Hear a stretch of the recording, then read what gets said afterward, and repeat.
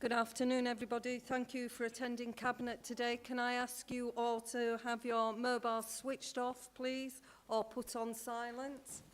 Thank you. So we'll go to the first item of the agenda, membership of the Cabinet. So there is apologies for Councillor Pervase, and there's also apologies for Elizabeth Reynolds today. So we're moving on to item 2, minutes of the previous meeting. So I'm going to bring in the officer, Andrea Woodside, to make a comment. Thanks, Chair. Just to flag up a correction to minute number 73 to indicate that Councillor Hussain declared an interest on minute 73, which is the reprofile of Kirklees Resource and Waste Strategy, on the grounds that she's a member of the outside body SEWIS. Thank you. Thank you. So moving on to item 3, declarations of interest. Are there any declarations? Right, oh, sorry. Can we have the minutes approved? My apologies, I was moving too fast. They're moved, sorry. So moving on to item 3, declarations of interest. If there's any declarations, can you fill in the forms and make sure that they're returned to the officer before the end of the meeting? So item number 4, admission of the public. There's no items to be taken in private today. So I'll move on to item 5, deputation and petitions. Now, there is a number of speakers here today, but they will be speaking on the items rather than on anything else. Is that correct? Yeah, they're not formal deputations, Chair, so they'll be speaking under public speaking rights. So questions by the member of public, I think they will also be taken on them items? Yeah, that's correct. Thank you. And item number 7, questions from elected members. So I've got the first person, Councillor John Lawson. Thank you, Chair. There's me sticking my hand up. Okay, so at last council, we established that we're on the road to downsizing council through... Can you hear me, Chair? Is that any better? Okay. At last council, we established that we were on the road to downsizing council and establishing a new relationship with the public over the next couple of years. I asked at that point whether there was a roadmap to an end point and what the vision was for that new council. At the moment, it's clear that on one hand we have the slash of various cuts that are happening, and we have the burn of various upticks and hikes in charges. And indeed, in the car parking article, we have a 900% hike in charges in Dewsbury. So I'm wondering, are we any closer to having that vision of what will be left of council once the dust has settled? Thank you, Chair. Thanks for the question, Councillor Lawson. I think we've got to be quite honest here. There's a lot of items that you've brought up that are under review. There are some items under consultation. And I don't have to remind you about the deficit that we have in our budget, and it's not by our doing. It's the actual economic crisis across this country where we're actually being underfunded on every area. So for me to say that we actually have the complete vision, we're setting a course that we're chartering at the moment, but it's shifting sands every day. And I think you will agree that unless we get a fair funding system delivered to our councils, and not only this local authority across the country, that we will be having to be prudent every single day. Supplementary. Thank you, Chair. I couldn't agree more about the fair funding and the defunding of local government over the last decade plus, and however many years, and the lack of the seeming lack of that being rectified anytime soon. So I couldn't agree more. I think what I'm trying to we sort of just bring out here is the element of design in what you're doing and the element of purpose in what you're doing, rather than just finding that bottom line. So, for example, we have a council town hall in Cleckheaton that's been mothballed. As far as I know, I've asked this question several times of several people. We don't have any plans to do a specific business survey of town hall, of the Cleckheaton town centre. if you couple that, and I feel it's appropriate to talk about it at this point, if you couple that with the proposed extra charging that where there is no charging at the moment for car parking, there doesn't seem to be a consideration of what those two elements together will have, those magnified elements, what they will have on the town centre businesses in Kirklees, and indeed for things like access for people who want to come and use the town centre. So I think what I'd ask is, when will you be able to make that kind of detail available to the public and be transparent and accountable in that way? Thank you. Thank you, Councillor Lawson. I can absolutely tell you we are transparent and we are making public. We're involving everybody and promoting it out there about the consultation processes that we're undertaking. And it's working with people, not doing to people. And I think you should be very supportive of the action that we are taking. We don't want to do these or charge people or take things any further, but we're being put into position where we have to undertake a consultation. No decisions being made on everything. And I hear what you're saying about Cleckheaton Town Hall, but that equally is the same. There'll be considerations made. You have been given the opportunity, cross-party, to be part of a conversation, which I'll leave it there because we do know that quite a few have declined. That's your choice. But if you want to be part of the rectifying and supporting us to lobby government to get funding, you have to be sat at that table. If you choose not to, then you can't then start moaning that things aren't going your way. So I'm going on to Councillor Charles Greaves. Thank you. Good afternoon. I've got two separate questions that I want to ask under this item. So the first one relates to the consultation on leisure provision with Kirklees Active Leisure. So I was surprised to discover that the consultation is solely a council review and that the Chief Executive of CAL said that they weren't involved in the consultation process, which I found a little bit peculiar, but that's what his response was. I am concerned that this may mean that only part of the whole picture is looked at, and that perhaps that means that options for change within CAL's control that are outside the remit of the council might not be factored into the decision making. So, for example, reviewing management structures and staffing levels, looking at restructuring pricing and discounts, looking at supplemental charges for locations, as is the case with the stadium facility at the moment. So, can you just clarify, how involved is CAL in that consultation, and will that review process be looking at absolutely everything to do with how leisure services are designed, delivered and operated within the borough? Thank you. Thank you, Councillor Greaves. And I'm going to bring in Councillor Turner to answer that for you. Thank you, Chair. Thank you, Councillor Greaves. As you well know, the consultation, sorry, you're behind me, it's a bit difficult, isn't it? The consultation finished at the weekend. We're now ploughing our way through all the responses before we publish a final report in December of this year. In the meantime, we are working very closely with CAL around the operational model. There's discussions continually going about staffing levels, cost reduction, all those things you would expect. Those conversations are ongoing constantly with CAL. They provide us figures, we go back and ask for clarification. So there's an awful lot of work going on behind the scenes to see what we can provide. If we need that information, that intelligence before we can produce a report in December. And then once that report's produced, we can decide how our relationship with CAL is redefined going forward, because I think we need to redefine it after that report has come out. So that will look in greater detail at costings, structures, etc. But that comes after we've got the report out of the way in December. Supplementary, Councillor Greaves? No, not on that. I think that's a case of saying that everything will be looked at, but it'd be nicer to have had a much clearer answer that was the case. But I'll move on to my second question. Okay, that's fine. So this relates to the closures of the dementia care homes. So we had a pretty moving presentation from some of the families who have family in those care homes.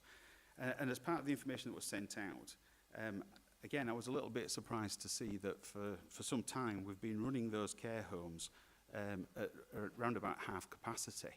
So we've been fully staffed, but we've had 57 beds taken out of, I think, of a capacity of 80 beds. The council's target is supposedly something around 90%, which would be 72 beds. So we've been running quite a long way under where we should be. And it seems to have been the case for some time. And I wonder why that's the case, and whether or not that means that actually opportunities to restructure... So is there a question in there? Yeah. So whether opportunities to redress and restructure the care provision hasn't been taken over those last couple of years. It feels almost like it's been going sideways. So how long have they been running at half capacity? Why have they been running at half capacity? And what's been the thinking behind how they've been managed for that period of time? Because it feels like the opportunity to do something other than what's been proposed, it might have been lost in the past. Thank you, Councillor Greaves. Councillor Ramsey? Thank you, Councillor Greaves. Sorry, I can't look at you and talk. So you're absolutely right. There was an incredibly moving presentation at council, and it is really, really difficult. I know Councillor Scott's already said there are a lot of things that we don't want to be doing, but find ourselves exploring these proposals. The consultation is still ongoing. It goes until the beginning of January. There have been a lot of questions asked through that consultation so far, and the answers to those questions, and one of them includes why have they been running at half capacity, which I'm about to answer, I promise, is actually going to be loaded onto the consultation page of the council website, so everybody can see the questions asked and the responses. That will be hopefully tomorrow. The families have already had receipt of those questions. So your question was, why have we got 46 residents in 80 beds across 2 care homes?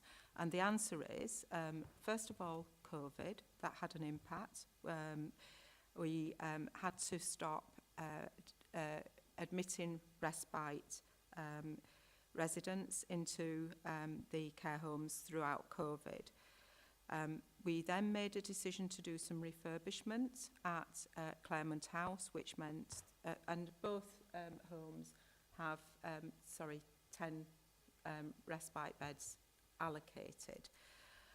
We made some decision to do some refurbishments at Claremont, which took another 10 beds out, and that's the whole of the upstairs. The expectation then was, because respite beds were not being utilised as much as we thought, was that we would look to how we were going to use that upstairs, and then we moved into this consultation. At Castle Grange, we have used 10 of the beds, one of the units, to accommodate people while we're refurbishing elsewhere. So there hasn't been a plan until we've started to move into this consultation to keep beds closed, but obviously we're in a situation now where we don't want to be admitting people into beds that actually may or may not, depending on how the consultation goes, be at risk.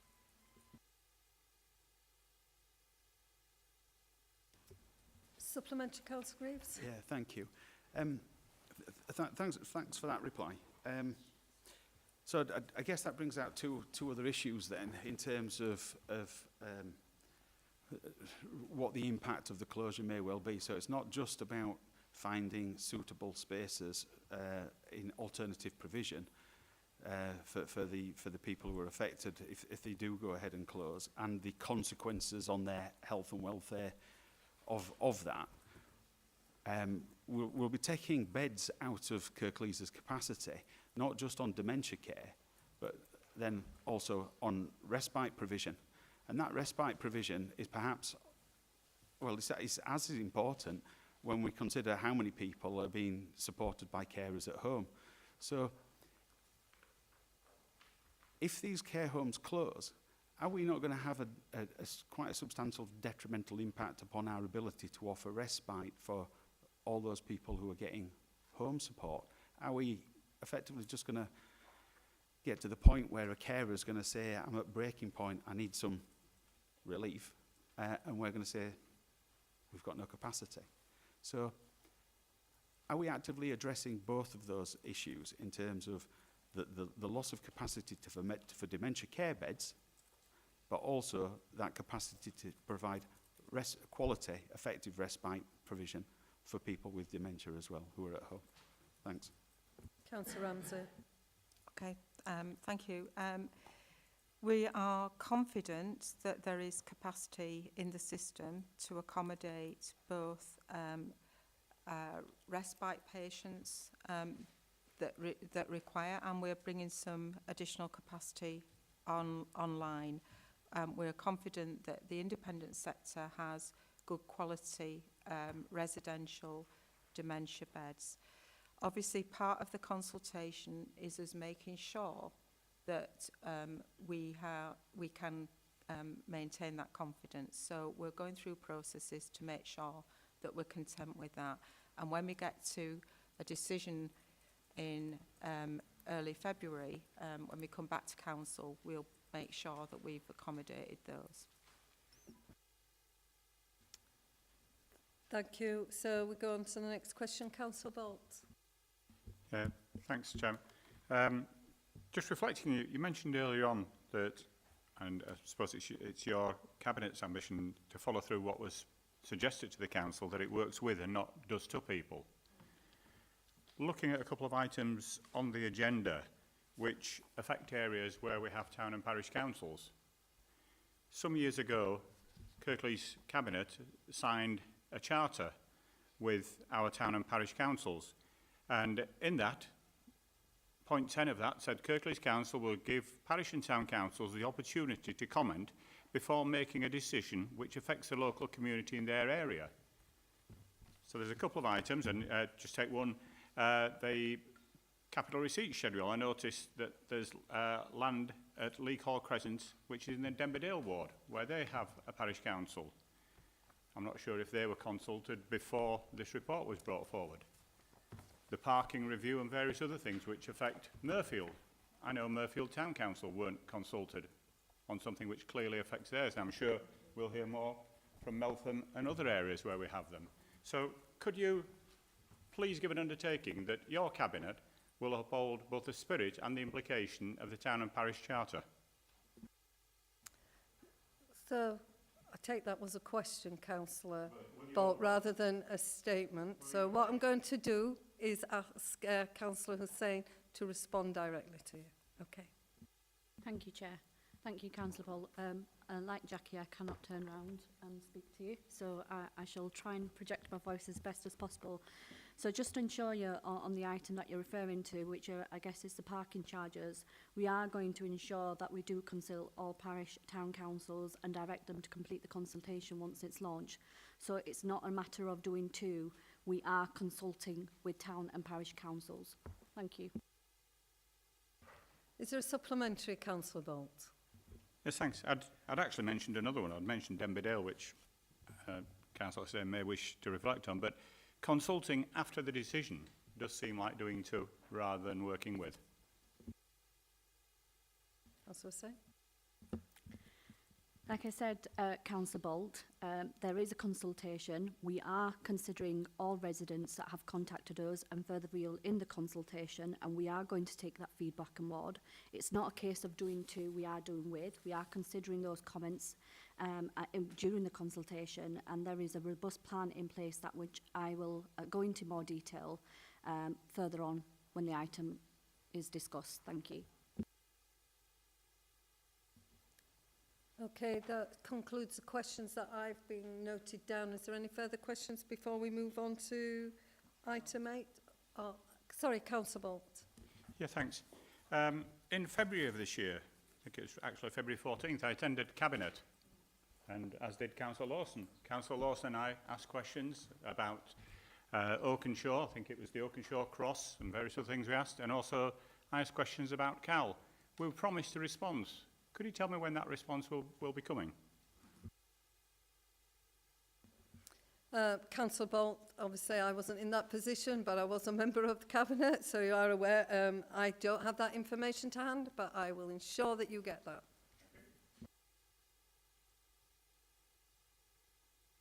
No further questions? So we're going to move on to item 8, and it was the revision of the car parking tariff charges. But I need to raise an acknowledgement of receipt of a notice of concern that we've received. So I'm going to invite Julie Muscroft to summarise the notice of concern.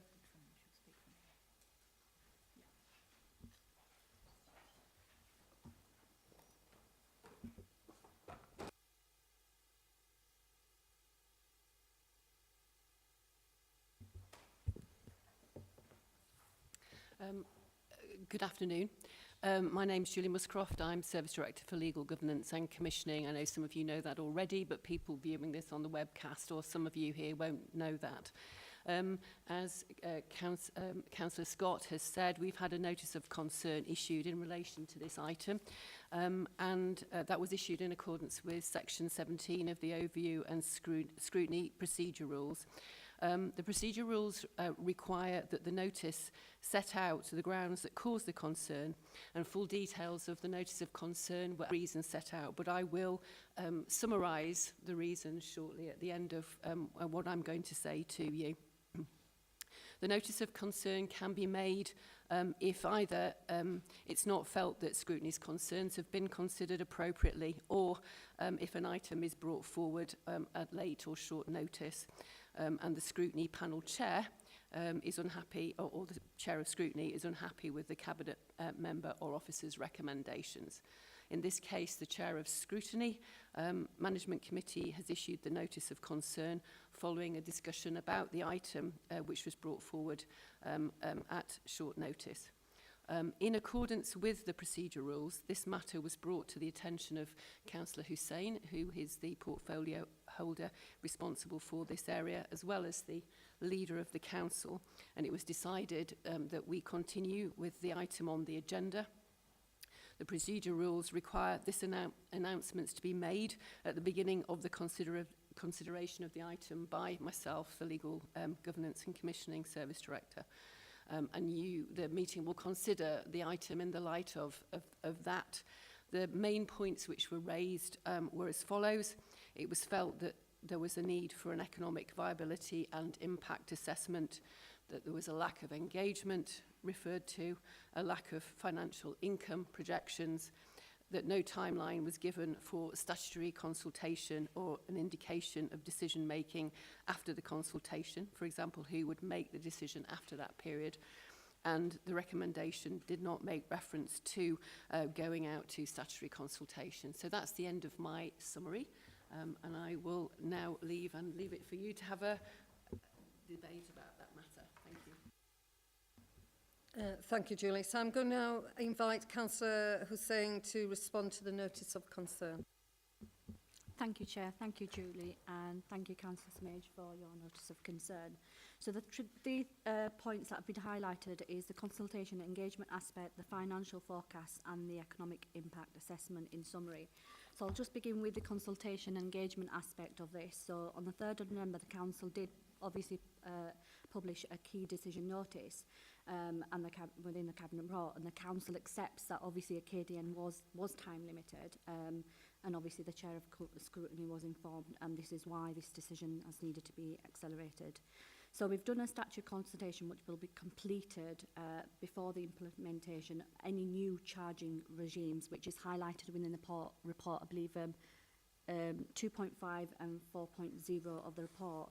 And since obviously its publication and the Cabinet report and the press release that we've put out there, the Council is receiving feedback on the proposals from members of the public, businesses and ward members, and we are taking those feedback within the consultation on board, and that will be considered alongside the statutory process. So what must highlight, we are listening to our residents, and also coming back on the point of consulting with town and parish councils.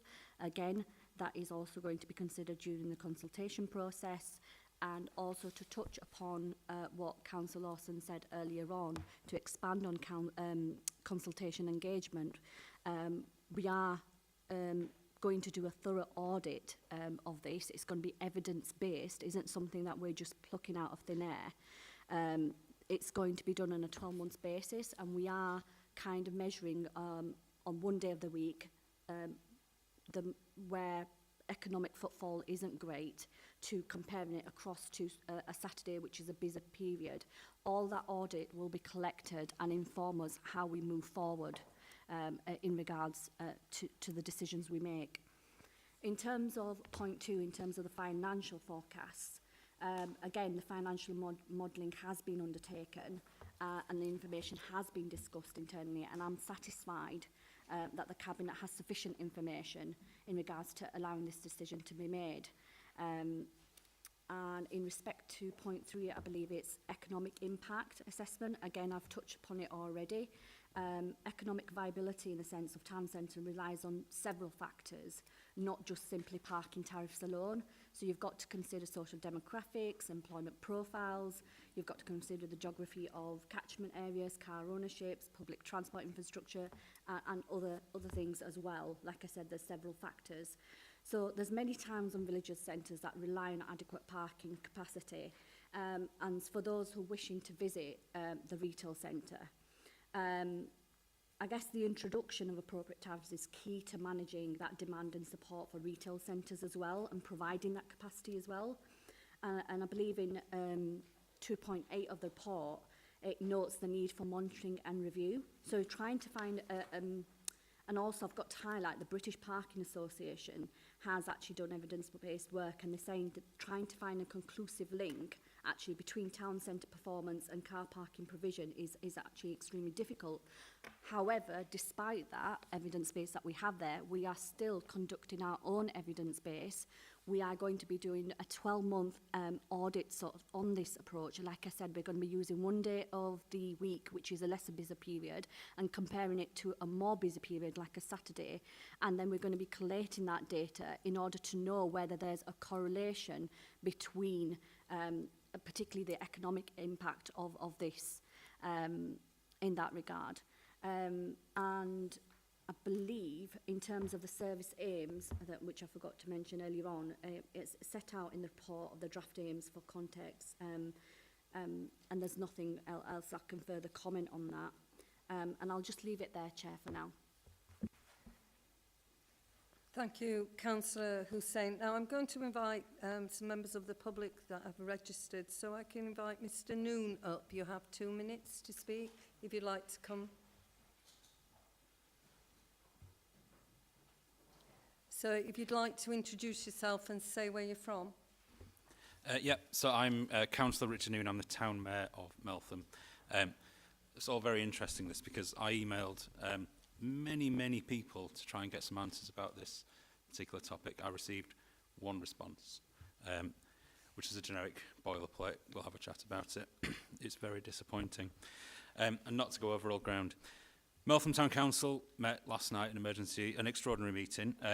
So we've noted that there is no business case, as just been gone through. There are no revenue projections, there are no enforcement sort of guidelines about how this is going to do and how this is going to work. The Town Council's noted that other areas in the borough also benefit from good parking arrangements, so an hour, 2 hours free and then charge. The Town Council are really disappointed and frustrated, and continue to be, by this council, the Cabinet and the current leaders' lack of engagement with town and parish councils. I brought you all a copy of the Charter so you can take it home, absorb it and read it, and I'd like you to act on it. That scrutiny have suggested that this is not good enough and not sound to be put forward. The Town Councils and our allies would like you to defer this until later next year. That is the only legally sound basis upon which you can act. Thank you. Thank you, Mr Noon. Do you want to respond only? Yeah. So thank you for that information. Just to highlight, again, we are consulting our residents, and I just mentioned we will ensure that we consult Meltham, and as Council brought to my attention, Demi Dill as director to the public consultation that we're going to launch. And for information, the charter, from what I understand, was agreed in 2005 and is currently now out of date. So although many of the general principles and aims and objectives could and would still be something that might be expected of districts working with town and parishes and vice versa, there are references to things that no longer exist or are relevant. So example, local area, the committees, the community strategy, which has been considered at the time in 2005. So it's many years ago. And just to correct what the information being provided, from my understanding, it isn't legally binding. But like I said, there isn't anything decided on. There is a public consultation going out, and people are feel free to feed back on that. And as the Parish Town Council of Meltham, I would implore you to do feedback into the consultation so we can work together on this moving forward. Thank you. Thank you, Councillor Hussain. Thank you. Then we'll now move on to Ms Newsom. You have 2 minutes to speak. So if you introduce yourself and say where you're from. Thank you. So I live in Meltham, and you're going to get a severely edited version of this because I only found out 15 minutes before the meeting it had been reduced from 3 minutes to 2. So I should be gabbling, I'm afraid. Do I press a button now? Or have you pressed it already? Sorry? Oh, cool. Right, okay, so I'm a Meltham resident. One, it appears no primary research has been carried out prior to this proposal. Indeed, I have read that a review of short and long stay provision will also be undertaken. Why has this not been done beforehand? The introduction of park charges will inevitably lead to a reduction of footfall in our shops in Meltham. I am healthy enough to walk to these businesses.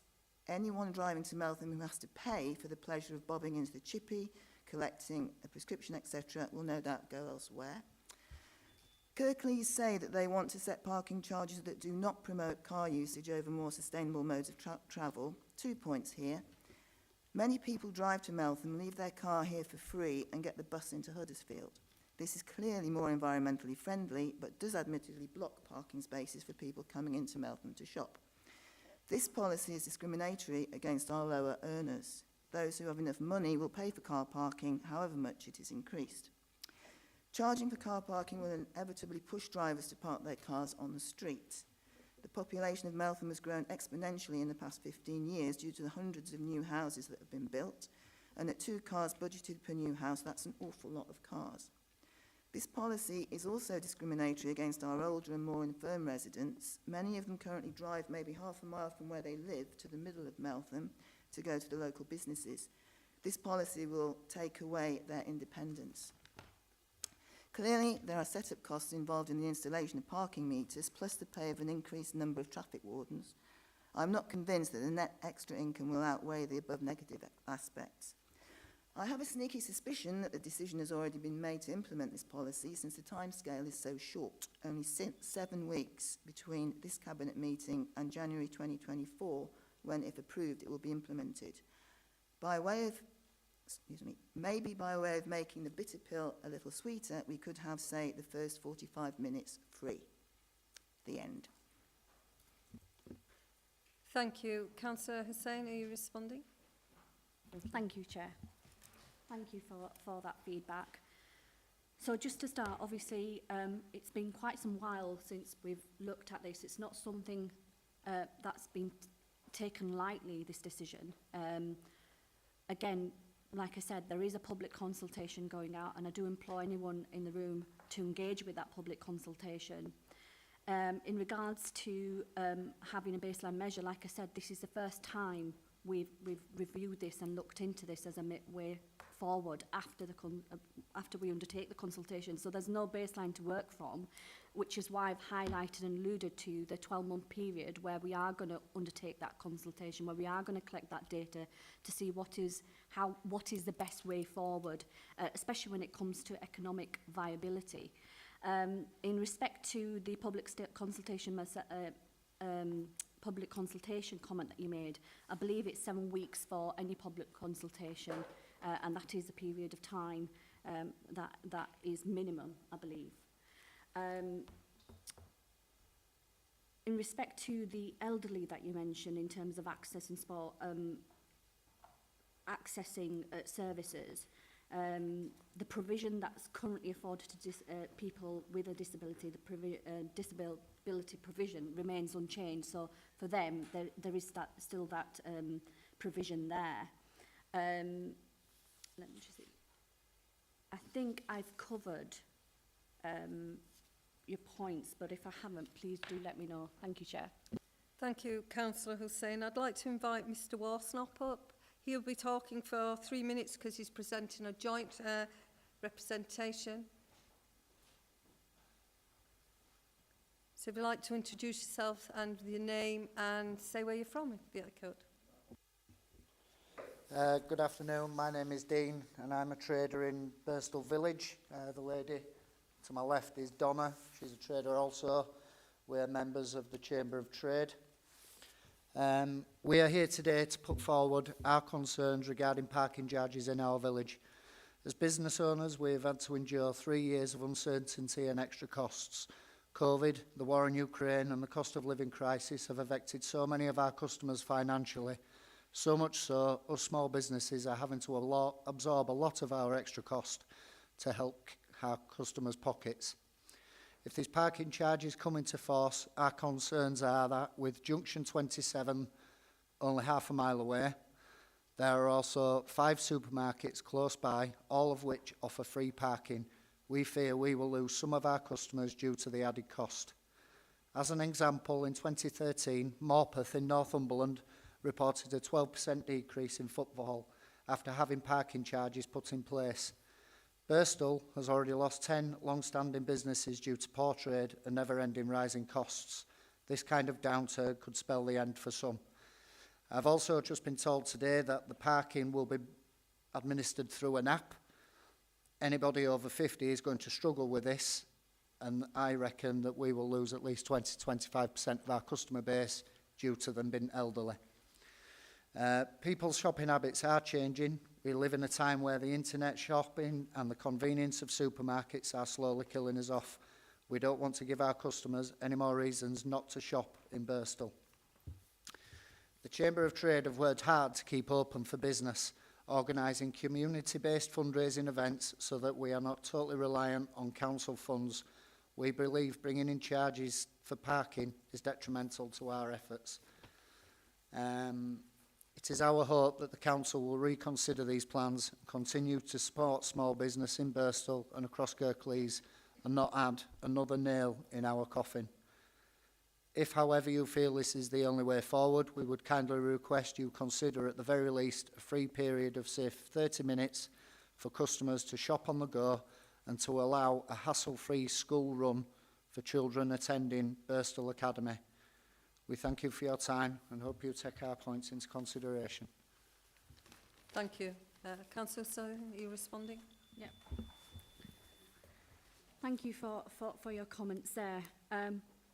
Like I mentioned previously as well, we implore you to engage in the consultation process, feedback your thoughts on this. In terms of parking charges, I mean, there's also the aspect of there is provision there in terms of the machines. It's not just going to be cashless, there is going to be a cash option. I've been advised on that, so it isn't going to outrule certain customers. And in terms of the demand, you don't want people parking there for long periods of time, and that's taking up space, so we have to look at supply and demand as well to keep the footfall flowing through the businesses as well.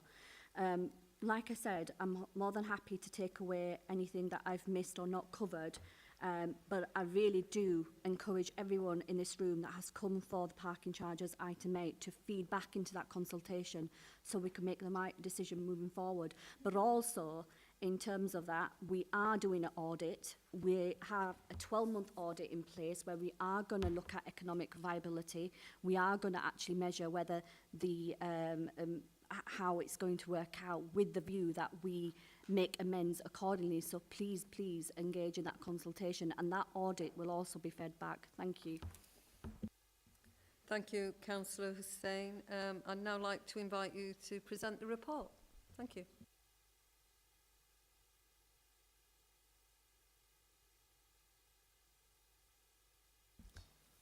Thank you, Chair. So, Kirklees can manage and maintain both on-street and off-street parking assets across the borough. The off-street car parks total over 50 and a large percentage remain free of charge. The car parks that are chargeable have a low tariff structure, some as low as 5p. So since 2009, Kirklees have resisted the need to increase these parking tariffs and the removal from the level of free parking provision currently available.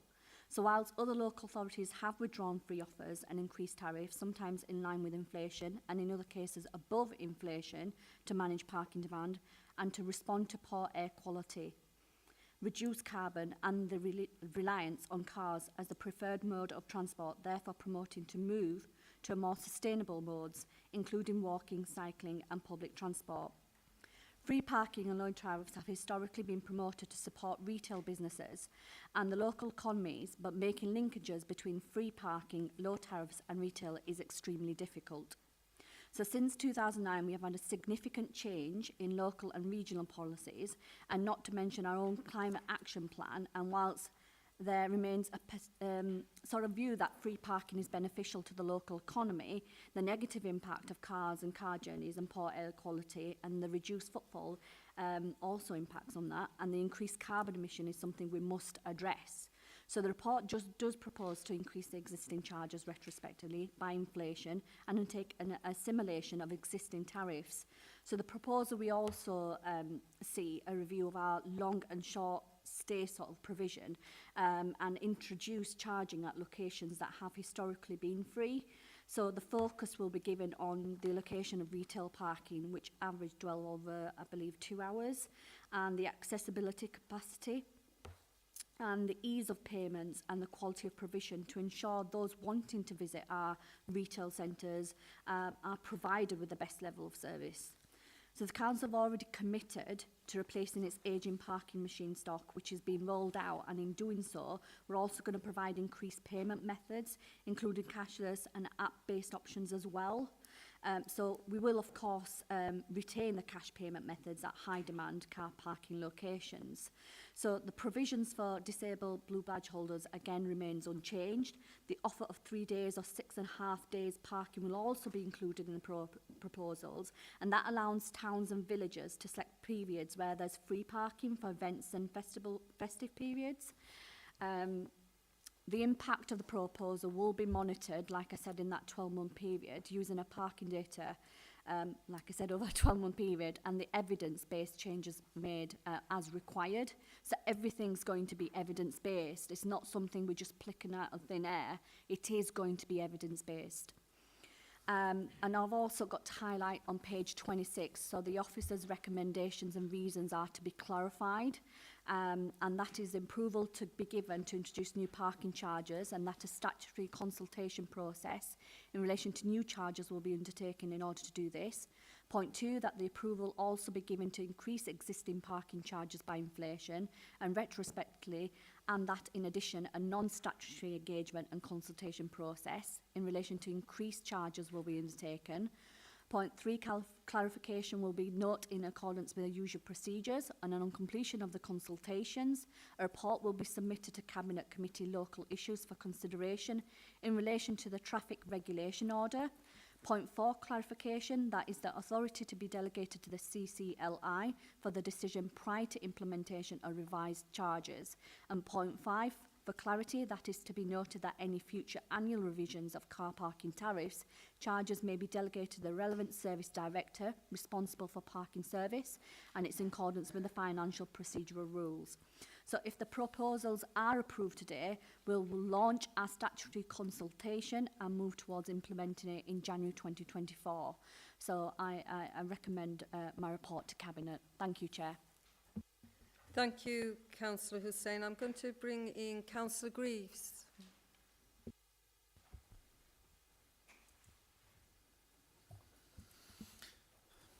Thank you, Chair.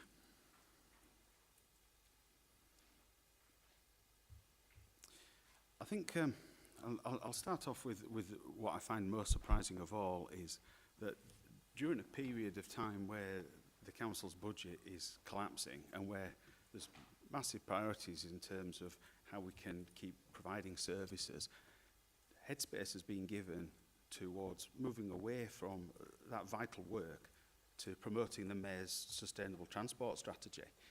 There's nothing in the proposal that talks about revenue generation. Perhaps if there were going to be generating a surplus that might help to keep the care homes open and fund the leisure centres, there might be some popular support for it. But this proposal is entirely based upon supporting sustainable transport. That said, it seems to be based upon sustainable transport arrangements for large towns, and yet the proposal covers everywhere, including some very small villages. So in large towns, there may well be lots of options for sustainable transport, and my recollection of the Mayor's transport strategy is not a drop of that will come into the Valleys area, it will all be within that inner urban area. So if Batley councillors are keen to bring charges into Batley and they see the merits of that, that's fine, I have no concern with that. But if the issue that we've got here is a concern around abuse over long stayers, that can easily be addressed by making it short stay provision. The cost of setting up all these arrangements are going to be immense, but we have no financials as to what that's going to be or how long it will take to recover the money. Seems to have been some work in the background that's taken place over a long period of time from what the Cabinet member said, but that's not been shared. We have no idea what the costs are. It's only in this meeting that we've just been told that there will be meters and that there will be cash option. Again, that's not in the proposal. This is very much a one-size-fits-all approach, and it really doesn't work. Some of those village car parks, we'll take Marsden for an example. There's the massive free National Trust car park up by the train station. So we're going to be in a peculiar situation where we're going to cause a problem, a very localised problem, but where there's an alternative. In Meltham, our main car park is busy and popular, and it is used for park and ride and park and stride. Those are both strategies that we're trying to encourage, that this policy would actually detrimentally impact. What we'd see in Meltham is a movement down the hill. So from the centre of Meltham, we'll end up moving more customers down to the free parking provided by Morrison's. In somewhere like Honley, what we're likely to see is either people going elsewhere, so to Morrison's, to Lidl or Aldi, where all that free parking is going to be retained, or we're going to decant them from the car parks out onto the streets. We've already got a major issue with on-street parking and pavement obstruction, which we get very little help on. Again, this issue, introducing charges into the villages is just going to bring more issues. So for those towns that have seen massive investment and are going to see even more through the Mayor's transport strategy, I kind of think, well, as part of a coherent whole, maybe there's an argument for it. But in the fringe areas, in all those villages, where actually we're pretty much left to fend for ourselves, this is going to have a really negative effect. And I genuinely feel that this one-size-fits-all approach hasn't even begun to consider those aspects of it. And I'm fairly certain that there'll be very little research that will talk about what the impact will be if you introduce charges on a very small car park, and that's just it. Most of those research are going to be undertaken on large towns which have large footfall and large car park provision. Batley's got over 400 spaces. If Batley wants to trial it to see what impact it's got, I have no concern. But what we're talking about is we're going to monitor it and see how it goes. Okay, well, here's a suggestion. Let's implement it in part. And let's hold off all of those smaller car parks and areas where to bring it in is likely to be really detrimental. Let's just bring it to an area where Cabinet's confident it'll work. And if that's Batley, then so be it. But this rush to cover everywhere all at once just doesn't seem to be a sound idea in my mind. Thanks for your comment, Councillor Greaves. I'll move on now to Councillor Thompson. I believe you have a petition you wish to present.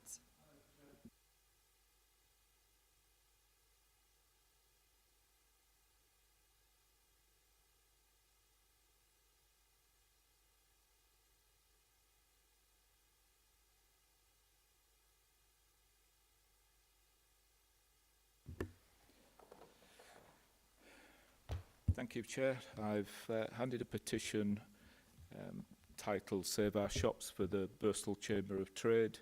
In 1 week, they managed to collect, I think it was 1,410 signatures since we were notified about this consultation period. I do want to make a couple of points and almost support on every note that Councillor Greaves have just mentioned.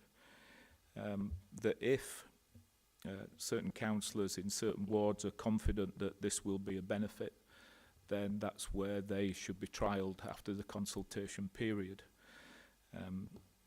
As another comment was made by Councillor Greaves, in the smaller villages, and Bristol included, they, as a group and as residents, they don't ask for much and certainly don't receive much.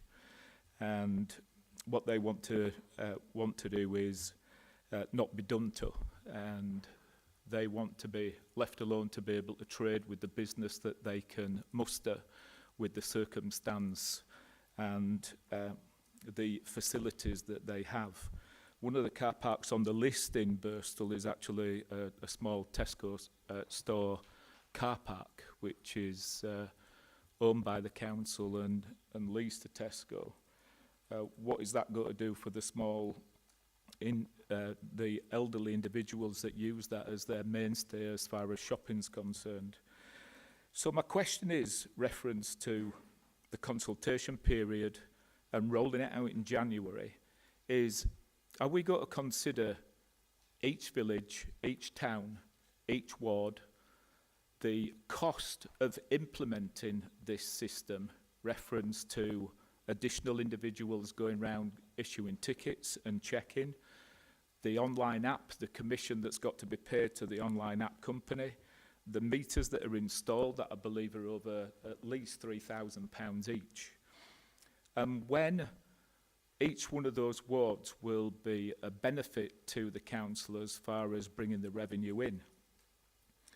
But my main concern and my main support for Chamber of Trade and small shopkeepers is that there has to be good diligence as far as the costings are concerned, but not just the cost of implementation, the cost to the residents and the cost to the shopkeepers. What is it going to cost them to start implementing parking that has never been in place in particular villages that are struggling? We've heard deputations today that they're already struggling. We've lost 10 businesses in Bristol over the last year or so because of cost of living.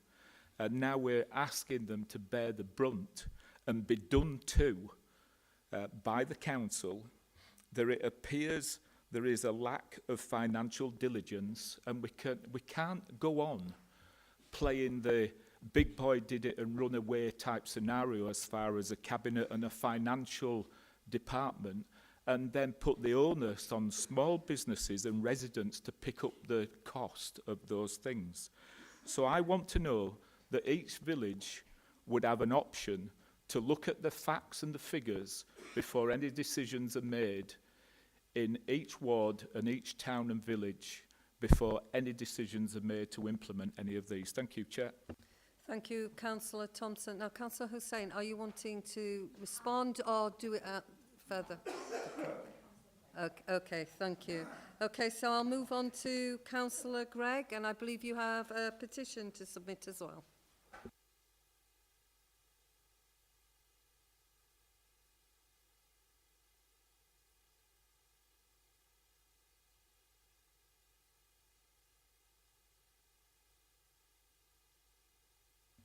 Councillor Gregg, are you speaking on it or? Oh, right, okay, that's all right. I didn't realise there was one there.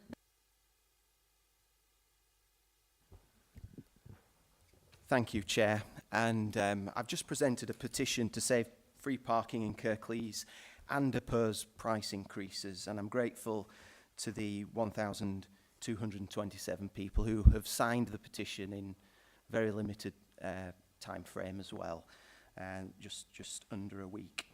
The petition has also been signed by residents in every single part of the district, in every single ward in Kirklees. Now, the reason that people have signed the petition has already been touched upon today by other speakers, Councillor Thompson has highlighted the impact that a lot of local businesses are going to be put under with regards to the pressures that they're already under as well, because they're recovering from COVID, the pandemic, the global economic pressures that businesses are under. So with regards to this decision, I'm urging the Labour Cabinet today to maybe take up the option at the very least of deferring this motion and doing some more in-depth analysis of maybe what could be done alternative to this. It seems that it's been suggested that it is a motion that is based on active travel rather than finances. When I speak to residents around the district, people say to me that they feel that the council are ideologically anti-car and anti-motorist. And there's good reason for that. People believe that they've killed the goose that lays the golden eggs in Huddersfield, where they've stripped parking out of the town centre. Hundreds of paid-for parking spaces have been removed. That's obviously had an economic detriment to the council's finances, but also as well, the businesses in Huddersfield, I'm sure, have been hit by that. I know businesses myself, business owners that have left Huddersfield town centre. The last thing we want to do is have local village businesses impacted by similar sorts of problems with regards to parking. I understand there's issues with regards to time allocations, and I agree with Councillor Greaves that there are alternative solutions to addressing those.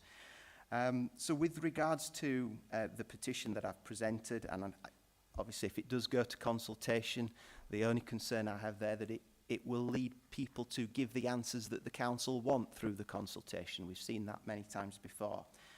But my appeal today would be to, at the very least, defer this and do some more analysis before proceeding to that consultation.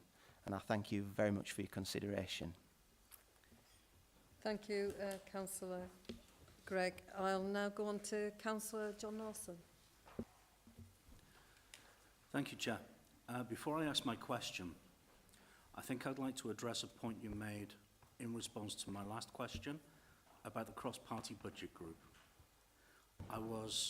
No, Councillor Lawson, we're here to talk about what's here. I was annoyed because you said Councillor that we had Lawson, talked about what was in here, in these reports, Councillor Lawson, in we're the here to cross-party talk budget group, about parking. which has not We're happened. here to I talk want to make about that the publicly parking clear. item, item 8, on the agenda. Now I'll ask my question, so you can Chair. ask your question. So I agree with many of the things that have been said so far about parking in Kirklees. I would caution against the difference being drawn between small villages and some of the larger towns. I'm talking about Cleckheaton as a slightly as a microcosm of the wider borough, and Cleckheaton as one of the larger towns probably has a lot to be grateful for the smaller businesses that saw it through COVID and saw it recover, so that financial recovery through COVID. It's the lack of high street businesses in Cleckheaton that makes it so vibrant. We have seen some of those businesses drop off. We have seen, for example, a couple of the local clothing businesses drop off since the town hall was effectively shut down. The car parking effect will amplify that effect. I'm absolutely certain of it. Having spoken to a couple of the members of the Chamber of Trade, one of their concerns is, which I haven't heard raised, so I'm trying to avoid repetition here, which I haven't heard raised so far, is that their members of staff will be under an extra pressure. And what can, at the moment, be a minimum wage job in hospitality business, for example, might be affected up to the tune of £900 a year. And that's going to really affect small businesses in the way that they operate, in the staff that they can secure, and the way that they can run business. Never mind the footfall, never mind the people who will go elsewhere when they want to do other shopping. Just getting hold of the staff is going to be really difficult, because they're just going to go, well, if I can go somewhere where I don't have to pay for the parking, I'm going to go work there. So that's one item that I haven't heard raised so far. I think the other item that the other angle that I'd really like to discuss is that car parking has always been, and always should be, a tool. And it's a tool to stimulate regeneration. It's an investment tool. And what I'm not hearing at the moment is how that tool is going to be utilised positively so that we can say, right, we are really committed to regeneration across Kirklees, not just borrowing heavily in Huddersfield, but across Kirklees. We are interested in promoting small businesses and the way that they can effectively grow. So I think my question is, what regard are you going to make with that kind of utilisation of cash that would otherwise come? I mean, the amount is questionable, and I welcome the notice of concern. The cash that is going to be available, what are you going to do with it? And are you not better off taking the hit on that cash and using that cash as a promotion, as a regeneration tool in the areas that need it? Thank you, Chair. Well said. Thank you, Councillor Lawson. I have Councillor Munro. Thank you, Chair. There's a shortage of car parking spaces in Elmonbury for residents who actually live in the village. Some residents have nowhere else to park, so they park overnight in the council car parks. They're going to be impacted by the introduction of car park charges. What can you say? What do you have to say to people who are going to be caught up in this manner and who have nowhere else to park? Why should they be prejudiced? Thanks. Thank you, Councillor Munro. So I've got Councillor David Hall that's waited patiently online. Thank you, Leader. Yes, I'm here. Can you hear me okay? Thank you. I really want to address my concerns to the report. Rather than talking about individual places, I agree with a lot of being said already. I can speak, I suppose, relatively dispassionately about this because I happen to have a ward where I have no Kirklees car parks.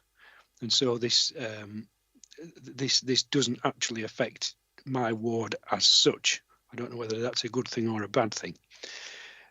But I want to address my comments to the report, really. First of all is about the way that this report seems to have been rushed through. And Councillor Sain has said that there's been a lot of work behind this and a lot of considerations that Cabinet have discussed the costings of all this. Why then has it been brought forward with such little notice? That was my first concern. My second concern is that and a scrutiny lead member.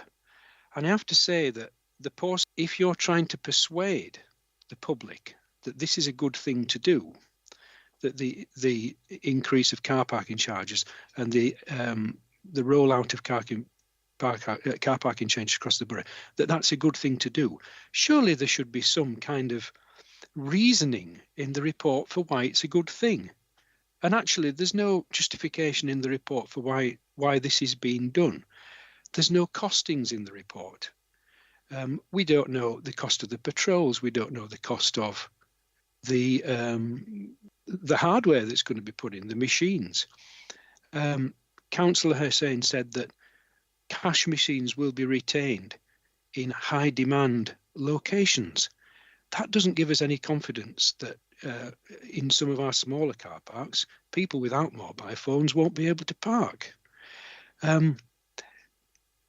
Even the cost of the new machines, the cost of the signage, none of this is in the report. So to go out to consultation and ask people, do you think this is a good thing or a bad thing? How on earth are they meant to make their minds up? And the last thing is an assurance, really. Under paragraph 3.7.4, it's clearly stated under legislation that any money raised from car parking has to be spent in certain ways, largely the provision of car parking, public transport and highways improvements and open spaces. Are we going to get an assurance from the Cabinet that any extra revenue raised by this measure is going to be spent on those things? Because I'm afraid, given that there's so much lack of financial information in the report, you can't blame the public looking at this for thinking, oh, they just want some more money and they're coming after the motorist to pay because they're short of money. So I can't imagine why this report has gone out as it is. If it's required to get public support, why is it so short of detail? Thank you, Leader. Thank you, Councillor Hall. I'd like to bring in Councillor Bolt. Thank you. And as with others, I agree with a lot of what's been said. And thank everybody for coming. Just to pick up on points earlier, Councillor Hussain reflected on the Town and Parish Charter. Yes, it is somewhat dated now from 2005, but I think she also said it wasn't legally binding. My understanding is when two parties sign a contract, that becomes a legally binding agreement. So if Kirklees is now saying because the Cabinet member at the time signed it and the representatives of the Town and Parish Council signed it, it isn't legally binding, then it's a strange situation on the behalf of the Council. Looking at what we're addressing now, and again, others have mentioned, there's more here of doing to rather than working with. The ambitions of both Mayor Brabin and the report for the service aims seems very much to be putting the stick before the carrot. If you're wanting to promote walking, cycling and public transport, and obviously that's something that I've been trying to do for many years, then you're failing so far. There's been many, many cases where the infrastructure is insufficient to get people out of cars and onto either public transport or bikes. If we'd have all come on push bike today, where would we park?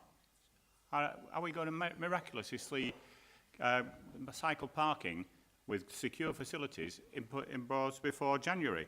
Because Kirklees put some in Murfield and there's not one single person used it because they're of such poor design. So let's look at things. The other thing as well is to promote cycling. I suggest that the Council and its partners in West Yorkshire and Mayor Brabin need to look at the data for what they call KSI, killed and seriously injured. Over the last few years, Kirklees figures, and I'm grateful for the police for providing these to me, Kirklees is up 23% with 900 incidents. So if you're coming out of your car and you're going to cycle to work in Leeds, then over there you've got a 13.5% increase with 1,900 incidents. If you happen to work in Bradford, somewhere which is reasonably cyclable from many areas, particularly North Kirklees, you've got a 35% increase and 1,400 incidents. So in order to promote activities, we need safety and we need infrastructure. If we're wanting to promote buses, again, we need the infrastructure because... So, Councillor Bell, I don't mean to be rude and interrupt you, but can we stick to the parking? Well, it is. But it isn't. You're digressing onto other things, so can we stick to the parking? Well, the aim of the service on page 27, Kirklees Parking Service aims in this report, is in draft October 2023, is to promote cycling, walking and public transport over car usage. In order for you to do that, then the issues impacting that are very relevant. To promote public transport, particularly in this weather, if we take Murfield as an example, and if David's still on, the bus stop which I use from my house is in Liversidge and Gubblersall Ward. When the council passed the planning application for Murfield 25, it didn't provide bus shelters. There's bus stops. So standing outside there today, waiting for a bus in the congestion with poor reliability, people are not going to want to leave the cars at home. It took me an hour to get from Robertstown to Dewsbury yesterday. Look, people have talked about the finances, and I would echo that there is no financial data. When, after the investment in staff and equipment, when will these car parking taxes break even? There's nothing that says when that will happen. The management costs need reviewing. And what happens with the 12-month audit? Well, will all this stuff be magically pulled out? I think a report like this should have a look, and a reference was made earlier by Councillor Thompson and others about where charges have had a detrimental effect on towns. We need an impact assessment on the towns and village centres where this is going in, because many towns and village centres are currently promoting events, and I pay tribute to the Chamber of Trade in Cleckheaton for a wonderful light switch on last weekend, and Murfield will be doing so shortly. I'm sure many others will be. So when we've got parking charges coming in, when St John's car park was to capacity and everywhere else on Saturday. I'm told by traders that it was one of the busiest days that they've seen. What about the vitality of these town and village centres? If the impact is to encourage public transport, then again, reflecting on Murfield, we have a very good turnover of spaces because of something we did with consultation before decision, where we have 3 hours and then people all park for £6.50 all day in Murfield, and that would adversely impact our shops. Shops which we have a very good occupancy in Murfield. Lots of small businesses, a variety of business, which I'd invite you to come and have a look at sometime, Leader. I'm familiar with Murfield, Martin. Then I you'll go there regular. Then you'll know why those shopkeepers need support. They don't want a stick, they want a carrot to help them support. Because financially, one of the things that should be looked at is if these car parking taxes are detrimental and people stop going to Murfield and go to other places where car parking is free, then what happens when those shops close down? Because this borough will lose the business rates. People will lose jobs because these private businesses will not be able to sustain if it's detrimental. We also need to look at this, the thing I'm minded on this. I look back, it was Tony Benn, I think, who said there are 5 questions on power, and one of them is if you can't vote out those making decisions, they shouldn't be making them. So this Cabinet are abdicating decision-making in its report that all future tax hikes on these charges will be made by officers, not by the Cabinet, who are elected to make decisions, not by the public coming to make a decision. I believe that's wrong, and I'd like you to consider that, as we used to do. I mean, I think when I was Cabinet member, we had a triennial review, and we reviewed these charges. And I think that should be the way that a council is run, by people making them. Again, reflecting on consultation, the Town and Parish Charter, Clause 13, says that Kirklees Council will, and it's a definitive statement, will attend meetings at a mutually agreed time to discuss matters of common interest. Could I ask that this certainly is a matter of common interest to the 5 town and parish councils that exist in Kirklees, and that either individually or collectively, at a mutually convenient time, Kirklees will meet those people. Thank you.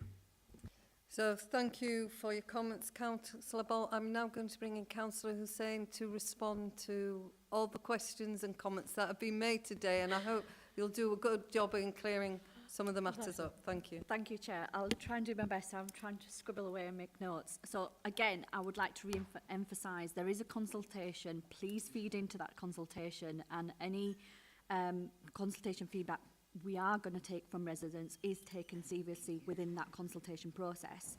I know some of the comments were made about sustainable transport.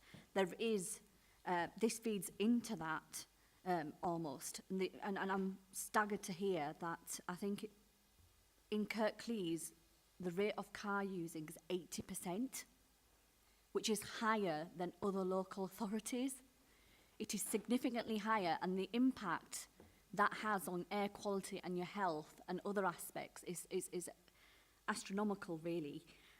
So I would like to advise that whilst this is something we are considering, there is a consultation out there to feed back on, but there are multiple benefits to it as well. In terms of the comment made about trialling it in Batley, I am a cabinet member when I am in this room. I'm not a ward specifically for Batley. And I think it's important when you're implementing parking charges that you test it out across the board. And that is what that consultation is for, to get that feedback. But also the audit is also for that reason, to measure using evidence-based practice to see which areas require sort of amendments or changes moving forward based on the data that we will collect. We haven't raised our Kirklees parking charges for over 14 years, and it's not a decision that has been taken lightly, and I cannot stress that enough, really. And we have to look at parking charges across the borough to see what works and what doesn't work, and that is where that audit will come into place. In terms of the mention about Aldermanbury residents, I believe that, from what I understand, the residents park in a parking space, so they don't park off-street. That's correct. So obviously that parking space has then been used up for potentially economical footfall that could come in. In terms of the charter that was mentioned, my understanding is if I'm, was it? It's a sort of a common understanding of principles between two parties. I didn't, again, I stand to be corrected and I'll let Julie come in if anything is incorrect. But my understanding is it's a common understanding of principles between two parties. So it isn't on that basis legally binding. And I'll go on to the other comments. There was also a comment made about how to monitor car parking spaces. So we constantly review our resources and capacities to ensure we have the appropriate levels of resources when it comes to meeting demands. In terms of parking wardens, I think was mentioned earlier on. I think the other question was, are our charges far too expensive? Again, whilst the increase does seem high, we are benchmarking has taken place, which shows that we are generally aligning our charges with other similar authorities. And again, it's been levied that we've not taken the economical viability aspect into consideration. Can I just stress that the British Parking Association has said trying to find a conclusive link between town centre performance and car parking provision is extremely difficult. Let's not make assumptions based on what we think. We need to do that audit, we need to get those findings, and then we need to determine whether that is the case or not. And like I said, if that is the case, there will be procedures in place to look at appropriate amendments moving forward. I think, I do apologise, I think I've covered everything. If I've missed anything, I do apologise, but I'm happy to take that away and get a written response for members if something has been missed in writing. Thank you. Thank you for that comprehensive response. Councillor Turner, did you want to come in? I just want to come in the parish charter, whatever you want to call it. When that was drawn up, I helped draft that. It was always a memorandum of understanding. It's not a legally binding document. And following that, part of that, as Martin will tell you, there's a section in there from memory which meant we agreed to meet with the parish council leaders on a regular basis. And when David Shearer was leader of this council, David and I did that. And in David's absence, I quite often did that on my own. But it got to the point where, despite organising these meetings well in advance, on dates agreed, they drifted away to the last one we held, 2 turned up. No apologies, 2 people out of the 5 turned up. So we stopped doing them. But it is a memorandum of understanding. It's not a legally binding document, as I say. I, many years ago, helped draft it. Thank you, Councillor Turner. Now, Councillor Hussein's actually presented a really comprehensive report, and I do believe you've moved that report, so I'm going to ask for somebody to second it, which I will second that report. So, Cabinet members, I'm asking all those in favour of the report. That's carried. Thank you. So we're now moving on to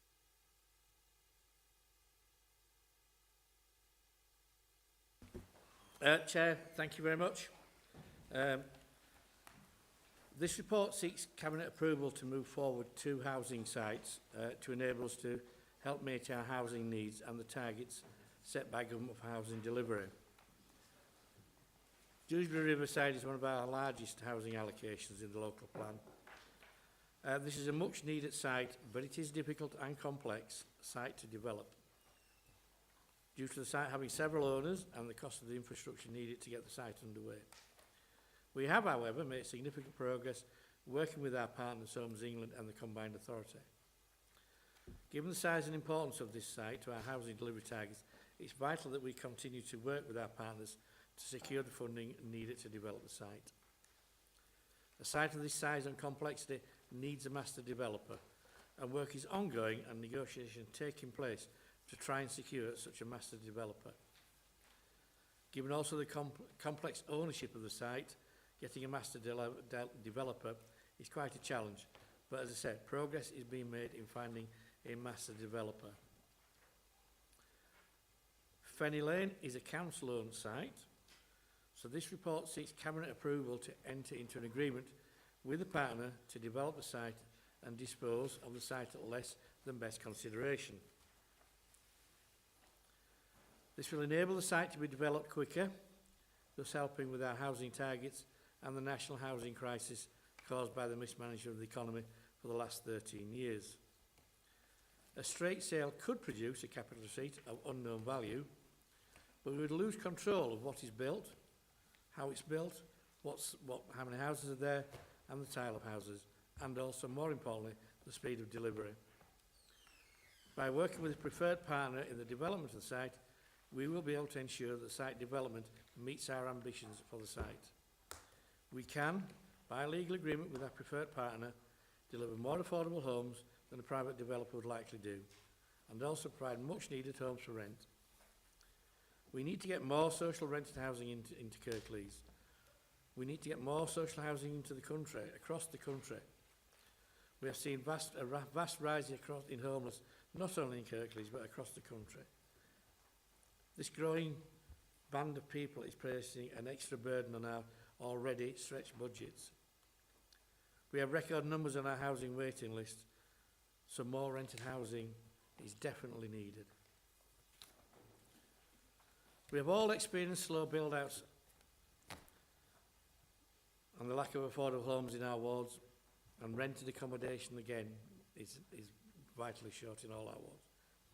But we have on this site the opportunity to deliver approximately 160 homes that will provide us with a mix of properties aligned with the needs of our residents and will meet the ambitions of this Cabinet. As Cabinet can see in the report, we are aiming to have a deal with our preferred partner by next spring. The site has already attracted some interest from the sector, and I am confident that we will have the right partner on board by next spring, who will then be able to do the required design work and seek planning permission in a very timely manner. Chair, can I ask Cabinet's approval of the recommendations 6.1, 6.2 on today's agenda to enable development both on Dewsbury Riverside and Fenny Lane to proceed? Thank you. Thank you, Councillor Taylor. And I believe Councillor Munro's wanting to speak on this item. Thank you, Chair. So, my question is, the Council requires consent to dispose of land at less than market value. So, my question is, have you got the balance right, and where are the figures to support this? Councillor Turner. We haven't appointed a preferred supplier yet. That's the negotiations. We will go out soft market testing, then enter into negotiations with the market, someone in that sector of the market, and then we will do the figures. Once you know who we are talking to, what's on offer, then the due diligence will be carried out and the final details of how many houses, the costings, etc. will be worked out. But it's difficult to have a discussion with someone who doesn't exist. Thank you. Councillor Munro, do you want to add something?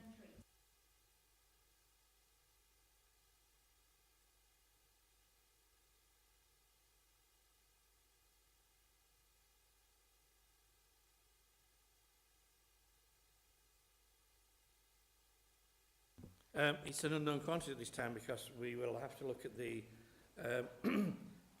costs of developing the site, depending again who our preferred partner is and their investment levels. So we don't know until we actually start looking at the site and working out what's going to be on there. And there'll be very little point now working a price out when inflation is still at a 40-year high in this country, because by the time we lay the first brick, prices are probably going to go up significantly. I can assure you, when this site comes to Cabinet for approval, for disposal, we will deliver the best possible deal we can for affordable homes, for rented accommodation, and some homes for sale, no doubt. But we will make sure that land is used to the benefit of Kirklees residents. Thank you, Councillor Turner. Councillor Munro, is that the final thing you wanted to add? Yeah, I just wanted to make sure that it's going to come back to Cabinet for final approval, so that we know that it isn't required. So Councillor Turner set out the recommendations as set out on page 10 and 11. Oh, sorry, Councillor Bolt, you're not down to speak on it. Go on then. Thank you for your gracious indulgence, Chair. Reflecting again part of the discussion that we've just had about promoting walking, cycling above car use, I noticed there are some facilities that obviously, because to develop the site, will be front-loaded. We talk about the mosque and the playgroup, and I'm also aware, and they may be regretting it now, that allotment holders agreed to have their site moved. I think that they've just had a massive rent increase to thank them for that. Will Cabinet therefore give consideration to reduce the reliance on car use, that the schools which are mentioned in the master plan, which come much later down, will be front-loaded, so that people moving into this flagship development can then go to school and develop a community in the area where they live? Because not only is the building essential, but it's obviously to get the right educational balance, teachers and everything else in there. Doing that and building up the community spirit in the schools would therefore reduce the reliance and number of people, pupils and students who are being driven into Murfield to our excellent schools on a day-by-day basis. It will hopefully then reduce congestion and air pollution in places like Parker Lane, Crowleys Road and many others around Murfield. Because the number of people that are coming in here, if there isn't a school of high standard in their area, then obviously they'll be looking at the reports and coming to places like Murfield where we have schools of high standard. And one thing I don't see in the papers anywhere is the promised Ravensthorpe and Thornhill bypass. A while ago, one of your colleagues, Councillor McBride, stood at Fir Cottage in Ravensthorpe and said, we're going to bypass this and we're going to have a bridge to link up to Dewsbury Riverside and then go out towards Horbury. But I haven't seen anything of that. So has that disappeared into the ether? Thank you for your comments. I'm going to bring in Councillor Turner, but I would like it to be noted that they're all excellent schools here in Kirklees. Councillor Turner. Well said, Chair. A lot of questions there, Martin. At this stage, there's still a lot of work to do. As I said earlier, we need a master developer on site, really. We've still a lot of access issues and all that sort of thing to sort out. I don't know if the allotment holders will be miffed that they moved. I've been down to see the allotments and I can tell you that they're state-of-the-art. They're fantastic and there's more of them than were before. So that's a real positive. And you're right, we're working with people like the mosque, etc. The problem, as you well know, with schools is if you build a school and there's no capacity, what happens to it? So the lag, there's always a bit of a lag between building schools and people occupying houses, because you don't know, just because you build X number of houses, you're going to get X number of children. You know that's really difficult to calculate. You know that's probably impossible. So the schools will, as always, lag behind the infrastructure, lag behind the building, because that's just the nature of the beast. Nobody can predict, as I said, what capacity you're going to need, what age groups are going to be, but we are committed to building schools on that site to feed for those residents to send the children to. And you'll also know that we were obviously working very closely with TransPennine about a Ravensthorpe new station. So we will be doing everything we can, given the fact this will be, in effect, a modern estate when it comes online. We are looking at all sorts of innovative ways to make this work and do things that are slightly different, because this is going to be a model. It'll take 5, 10, 15 years probably to build completely out, and we're building houses for the next 100 years. So we will be making this as modern and as forward-thinking as we possibly can. Thank you, Councillor Turner. So, as I was going to say before, we've gone through the recommendations. Councillor Turner has actually moved this report. The recommendations are set out on page 10 and 11. I'm happy to second that. So, members, I'm asking all those in favour? That's carried. Thank you. So, we're now going to take a 5-minute recess in order for other people's speakers that are coming on other agenda items. So, I'm going to pause there.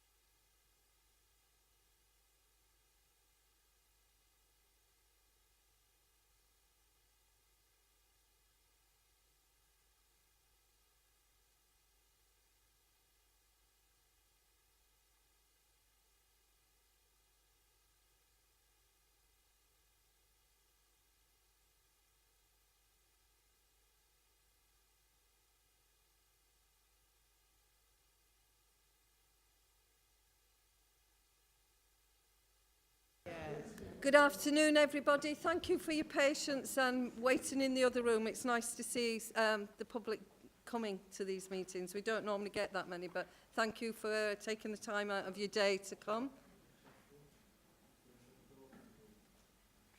We'll shut the door.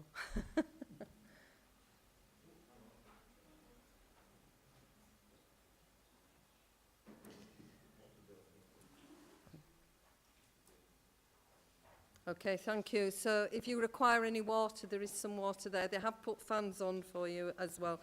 So we're going to move on to item 10, and it's the council-owned tree and woodland management policy. So, Councillor Hussain. Thank you, Chair.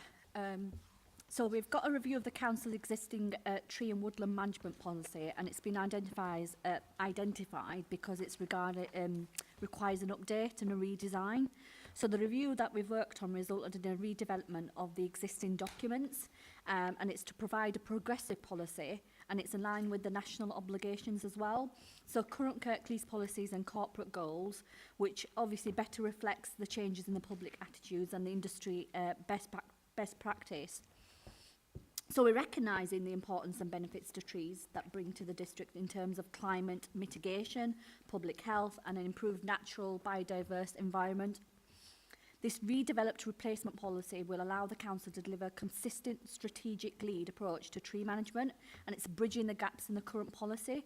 It delivers services more effectively and it provides a safe, healthy and climate resilient environment for Kirklees communities and future generations. So having been through a process of engagement, the new replacement policy is now being ready to be considered for adoption. So I ask that the Cabinet approve the adoption of the policy and also delegate the authorisation of future updates and revisions to the Service Director for Highways and Street Scene, and to allow the document to be kept up to date and aligned with any future changes to national or local policies, legislation and guidance during its life cycle. Thank you, Chair. Thank you, Councillor Sain. So, members, are you all happy and read the report? There is no questions asked. Nobody's asked to be put forward for questions. So I'm going to second the recommendations on the report. So all those in favour? Thank you. And just before we move on to the next item, there is an announcement that Councillor Hussain wants to make, and it's a good news story for Kirklees. Despite people being critical about us, there's a nice news story here. Thank you, Chair. It is absolutely a great news for Kirklees District. So part of our ongoing commitment to the climate emergency, I'm actually very proud to announce that the Cabinet of Kirklees has achieved a district-wide A for our 2023 climate change reporting with CDP. So the Council's originally agreed to disclose its environmental and climate impact to CDP as a phase 1, and part of that, the Council's response to climate emergency back in 2019. So for those of you unaware, the CDP is the world's leading environmental reporting platform and climate change progress accountability mechanism for cities and location places, tracking over 1,100 worldwide. So if you take it in context of being it worldwide, it's a fantastic result for us. So Kirklees is A, which is, like I said, the highest score achievable. It's only 13% of all cities that scored by CBT in 2023, receiving an A score, and by now being on the A list, Kirklees is officially classified by CBT as a climate leader. So I'm incredibly proud to say that Kirklees is now recognised as being top of the class with our A score in the CDP results this year. It is a true reflection of our hard work and a big step towards its administration's vision of delivering a greener Kirklees and leading on the climate emergency. It is no secret that we are all currently experiencing a period of national uncertainty and where the landscape for greener policies, environmental ambition and associated funding is shifting. This shift change and gap in necessary funding is nothing new, and yet despite this we have continued to make strides in addressing key environmental issues such as climate emergency, and where we remain committed to deliver the net zero and climate ready target by 2038. Can I also take the opportunity to thank the team on this and all their hard work as well. Thank you. Thank you, Councillor Sain, and I know Cabinet and everybody in the Council and members of the public will be happy to hear this news, so it's welcome news, good news for Kirklees. Well done. If you can convey their messages to staff, that worked tirelessly on that. Thank you. So we're now moving on to the Asset Review November 2023, and we've got a speaker, the first speaker, which is quite an honour, former Councillor McBride, that's here today to talk on an item. So Peter, whenever you're ready.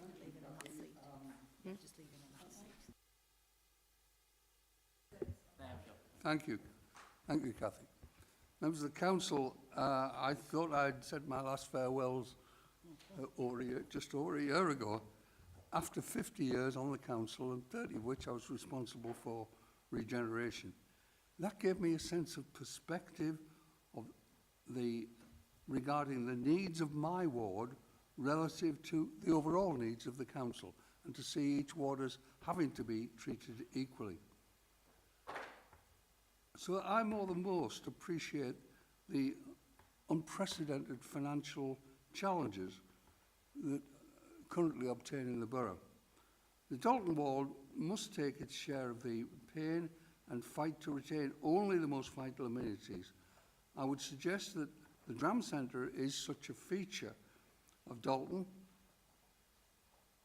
only there by the good sense of the Council 25 years ago.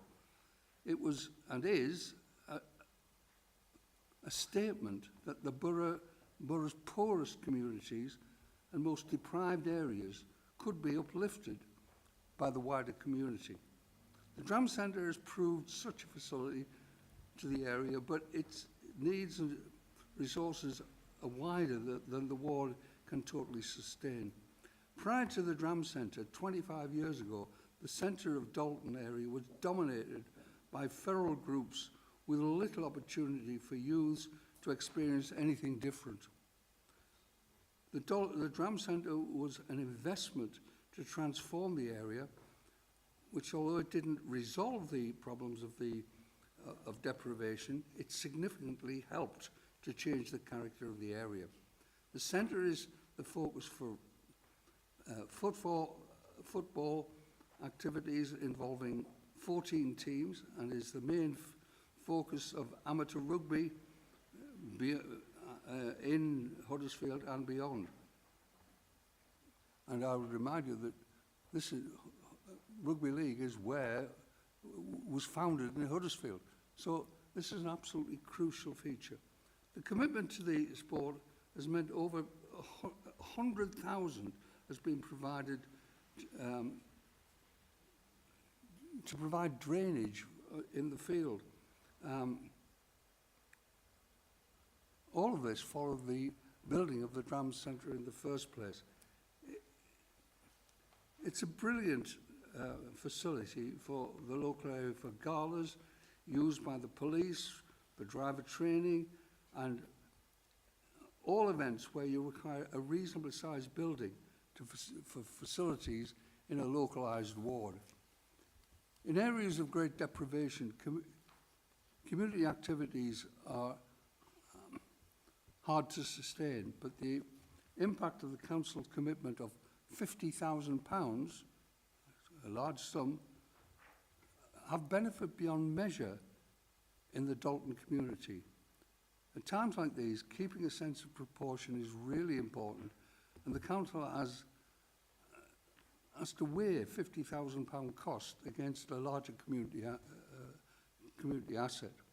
To put this into perspective, in the last 5 years, we've spent more on many centres throughout Kirklees, with officers spending months and years helping to sustain them. I sat on a committee for 3 years examining the merits of each centre, each case. All cases were worthy of such consideration, but they mostly support areas much less affluent than Dalton. Dram is to Dalton what the George and Estates building are to the whole of Huddersfield. So the £50,000 cost of Dram can be seen against a backlog of 20 million on the George and 30 million on Estates building, which is, although it sounds an outrageous figure, it is reasonable, it is sensible, it's an amenity which is really important for the Kirklees area as a whole. But proportionally, the 50,000 I'm referring to is equally significant for that given area. And I go back to the original cost of the Dram Centre, 1.6 million. So for £50,000, are we going to let that go? And believe me, if it is sold, you'll get nowhere near 1.6 million. You'll get, if you're lucky, £300,000 or £400,000. So really, it's a matter of being sensible about which resources you effectively have to close down. And I would urge you to think that proportionally, this is a sensible case to retain. And I do understand your problems. Thank you.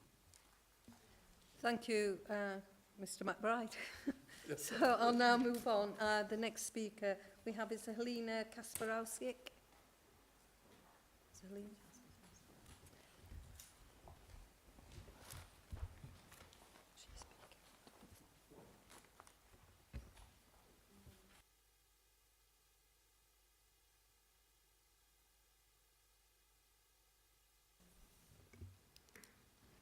So take your time, just get yourself ready and then you can start. Okay.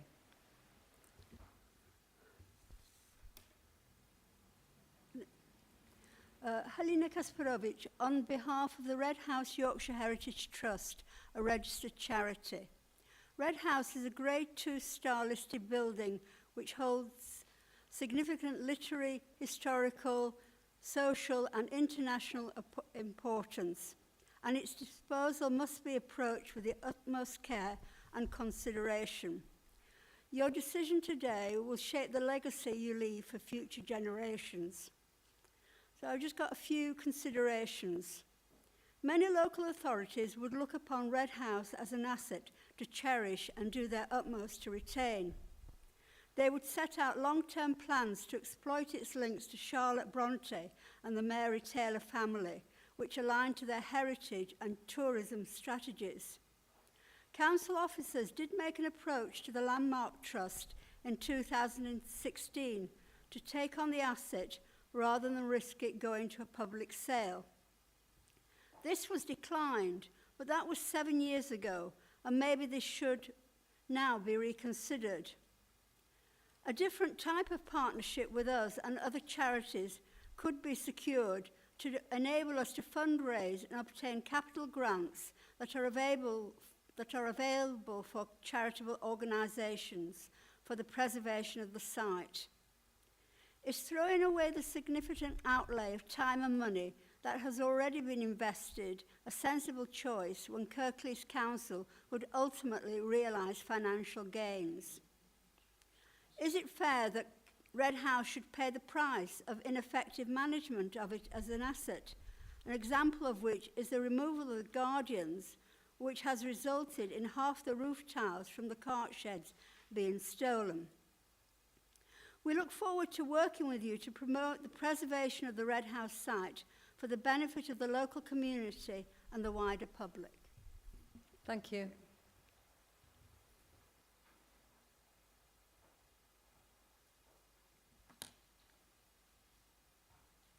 Okay, so our next speaker is Natalie Pinnock-Hamilton.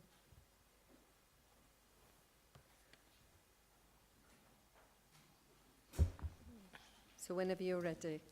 Thank you. Natalie Pinnock-Hamilton, and I'm here to talk about the Hadawi Centre. Hadawi, what does that mean?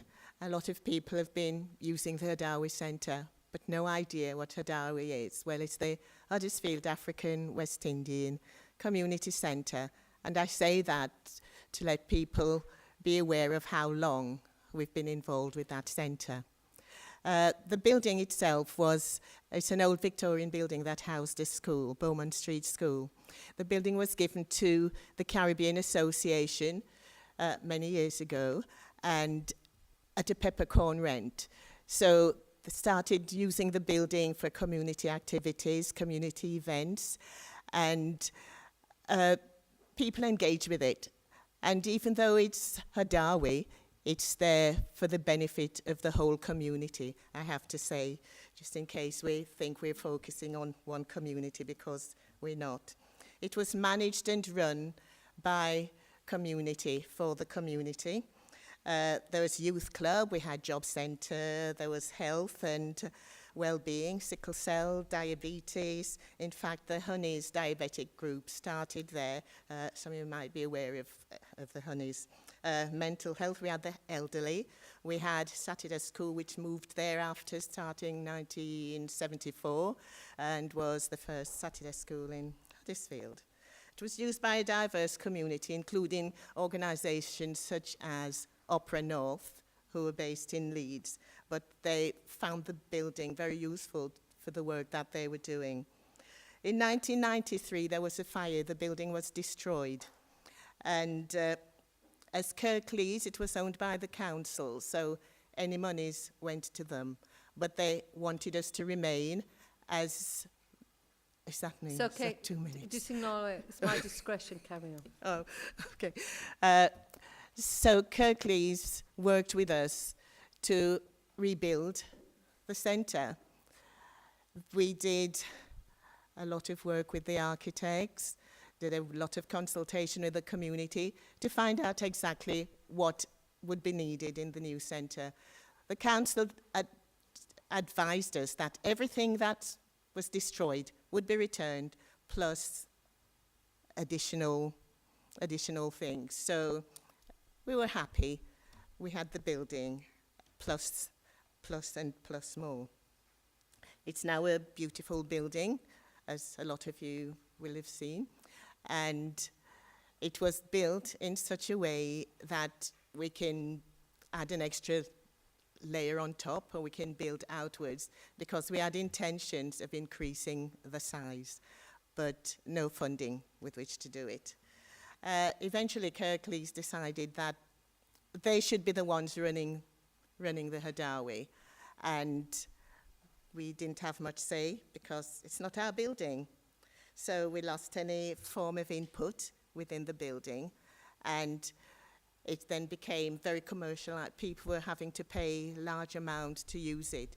So the funerals and the christenings and the weddings that took place there was now moved to other places, other centres that were more community orientated and was charging lesser rates for use of hire. This centre has been the spiritual home for the African Caribbean community for many, many years. And we want this to continue. We want our children and grandchildren and great-grandchildren, dare I say it, to come along and see this as a legacy, in addition to other legacies such as the Windrush Garden at the at Springwood area. So we do want them to see this as a legacy, as a reminder of the Windrush generation, of their parents and grandparents who came and made Huddersfield what it is, really, and other parts of the UK. So because we wanted that to continue, we started talking to the council again. Can we have this brought back into the fold of the community? And they said, well, really, yeah, good idea, because we don't really want to be lumbered with, well, their words, lumbered with community centres anymore. So you're going to say stuff, Can I ask you to aren't start you? just summing up quickly now, So because we've got other speakers, yeah. and it's Thank 2 you. minutes now. So we had a lot of talks with council officers, councillors, and they showed us that, yes, we could have the building. It didn't happen. They forgot about us, and then they decided it was no longer up for asset transfer. So that was it. That's where it's been left, and we hope that we now have a way of acquiring that back into the community with help and support from everyone. Thank you for your time.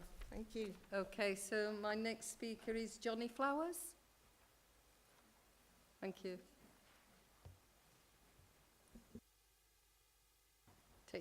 Take your time, and whenever you're ready.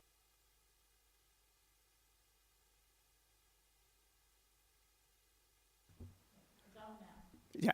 Good evening again. My name is Johnny Flowers. I am the owner-director for the Ashborough Garage in Huddersfield. I came to Huddersfield in 1961, and I have been working within the community all these years. Actually, to go on, I haven't got a written script here, but I would just say what I meant and how I feel.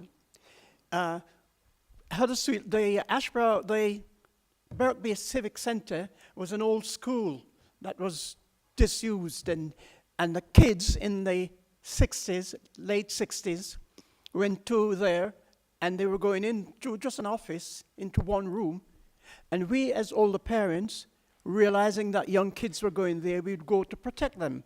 So we applied for some grant from the government, got £2,000. It wasn't even enough to make the windows, so we had to use plastic to put on the windows to make it run. We then changed it. We got a lot of things going there. We've got self-aid scheme.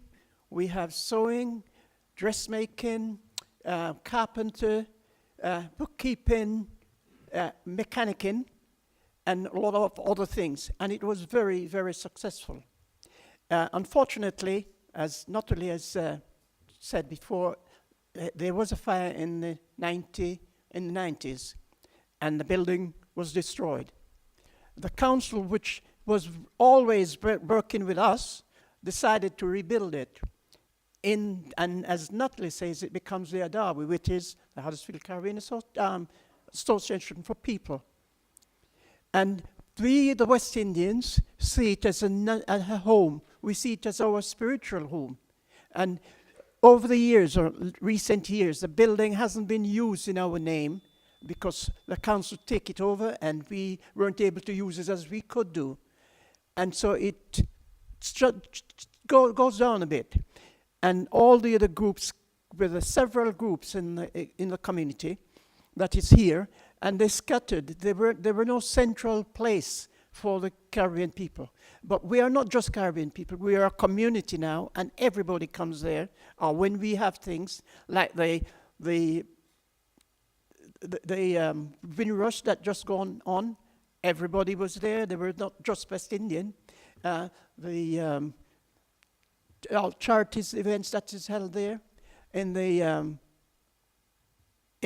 park, there's a carnival all set up from the Caribbean Association. That's where it all came from. So the community has done a lot of things that is now not seen as it is done by them. All started from that building. So it would be a shame if the Caribbean people did not get the chance again to run that building. I know that it's very expensive, when we first started, there weren't enough people with the ability to run a building, to run a business. But now we have several people, persons in the community who can, and outside who can run it.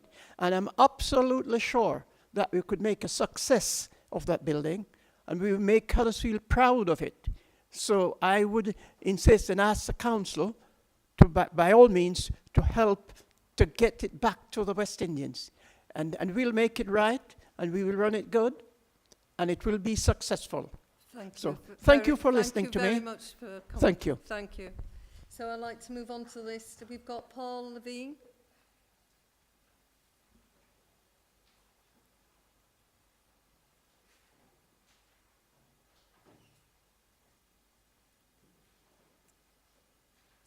So if you press the speak, oh, it's on for you. Okay, whenever you're ready.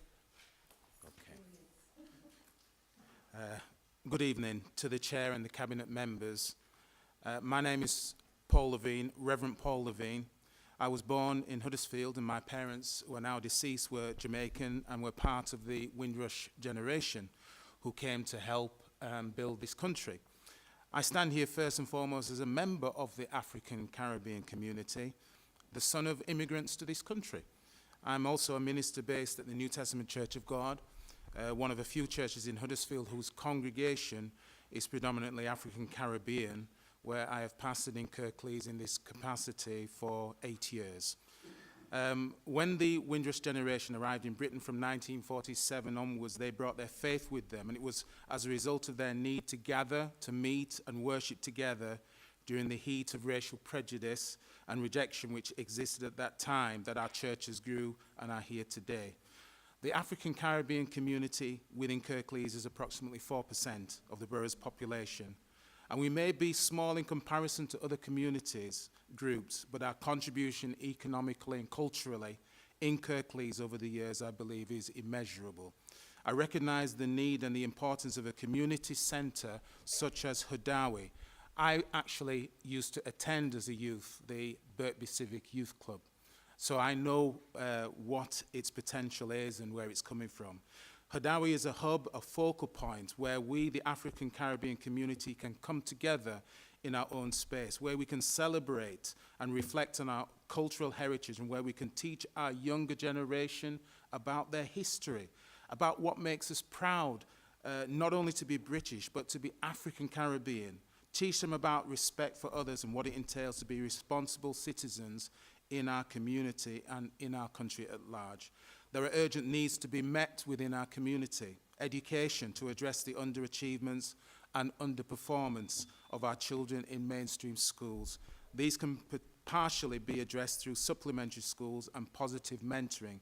I can mention about mental health, where members are suffering from various ailments such as dementia, where there's a pressing need for education and family support. A meeting place for our community members who have things in common and are able to meet and socialise together to prevent isolation and loneliness. Diet and physical health training. I've listed a few examples of the many needs that exist within the African Caribbean community, and I believe that the Hudawi Centre has been and is ideally placed to meet these needs. I therefore stand with my colleagues here today to support and endorse the request that the Hudawi Centre remains a vital resource for the African Caribbean community, and that priority is given to us when considering the transfer of this asset. Thank you. Thank you, Mr. Lai. And I'll now go to Jason Robinson.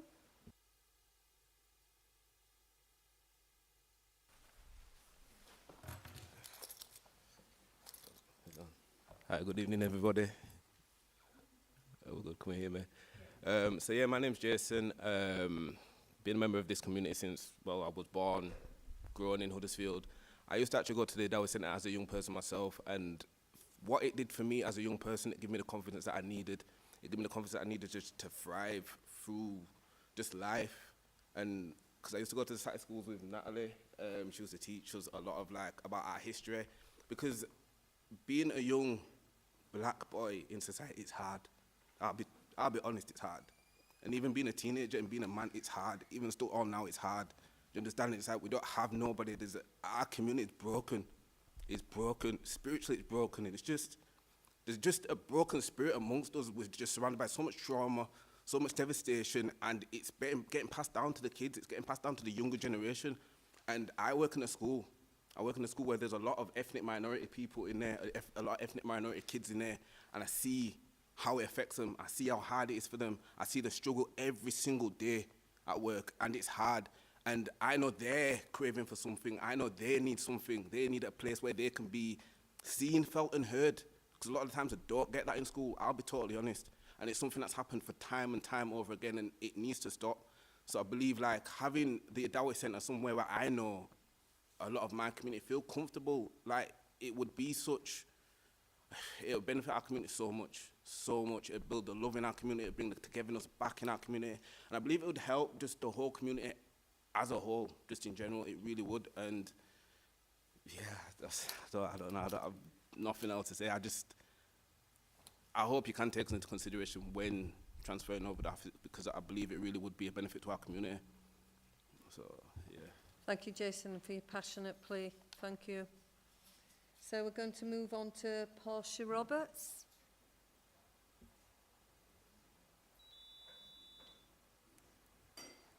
Take your time whenever you're ready. Old school with the final facts. No, you're fine. Hi, I'm Portia Roberts Popham, and I'm speaking about the Hudawi Centre. As you've already heard, it's not a new request.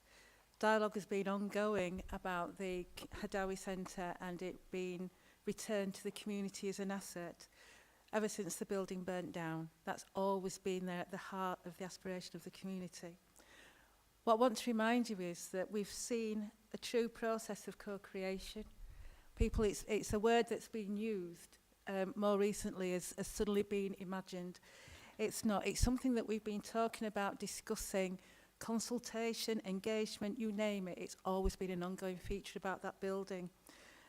On the 28th of October, for example, we held a meeting, a community dialogue meeting, to discuss the Hadawi Centre. Over 200 people attended. On a wet Saturday evening, over 200 people attended. And more significantly out of that, a follow-up meeting to take issues forward and come up with an action plan. 41 people were on that Zoom call to actually get involved, get their hands mucky to move it forward.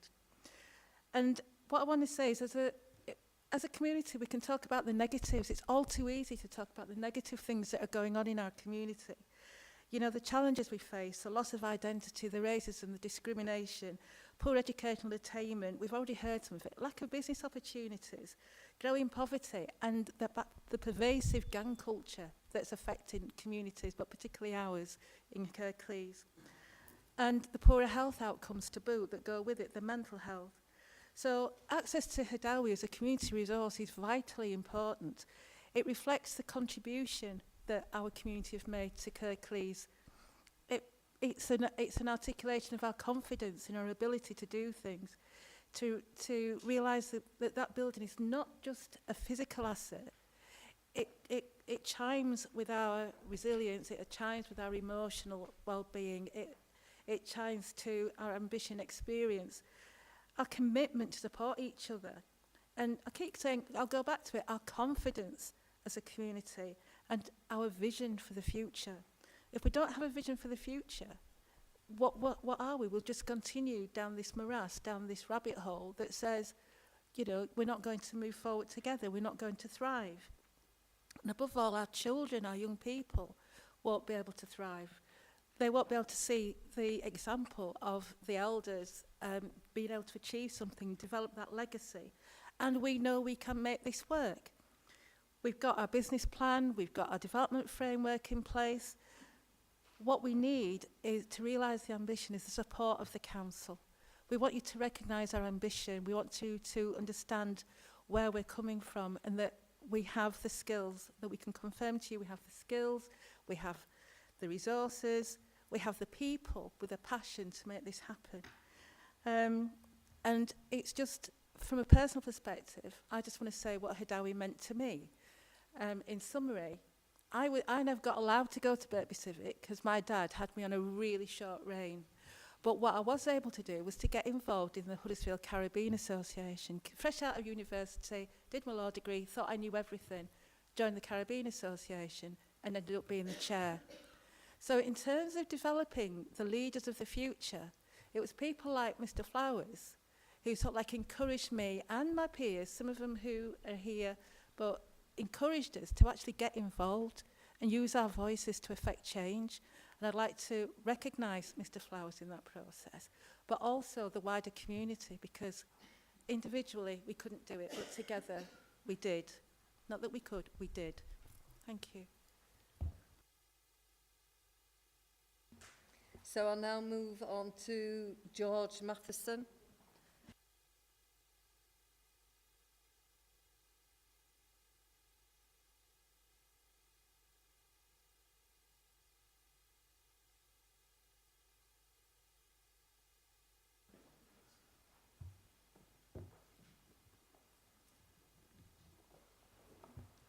Just take your time whenever you're ready. I don't have to press anything, do I? I'm here to speak on a few points. As a former member of an employee of the council, I was one of the first people after the building was burned down to be the centre manager. And in terms of working for it, it was a glorious experience. Hadawi Centre, it had several aspects to it. In terms of the strength of it, I come from a cultural background, so my strengths are in the culture. One of its achievements was to develop an innovative partnership with the Lawrence Batley Theatre, where we both programmed stuff, and we got an innovative award from the Arts Council. It also in my experience, as well as the joint use between the council conferencing facility. So I know it's sustainable. It can generate income. And two, it hosted a whole range of cultural weddings, as well as funerals, because its ultimate goal was from the cradle to the grave.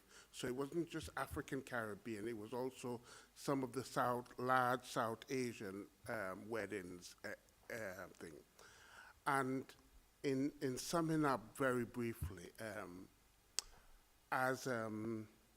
towards the end of the council, I became, the council got an award for asset transfer, and I was part of the team actually working through an asset transfer with the Hadawi Center.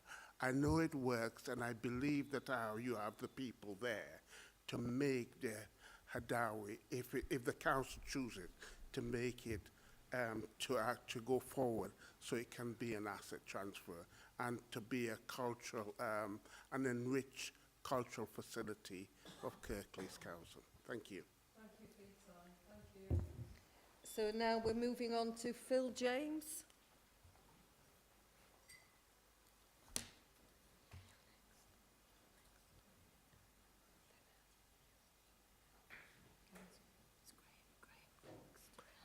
Thank you.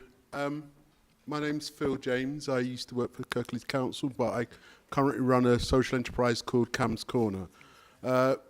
I'm here to try and sum up some of the things what have been said in relation to my colleagues.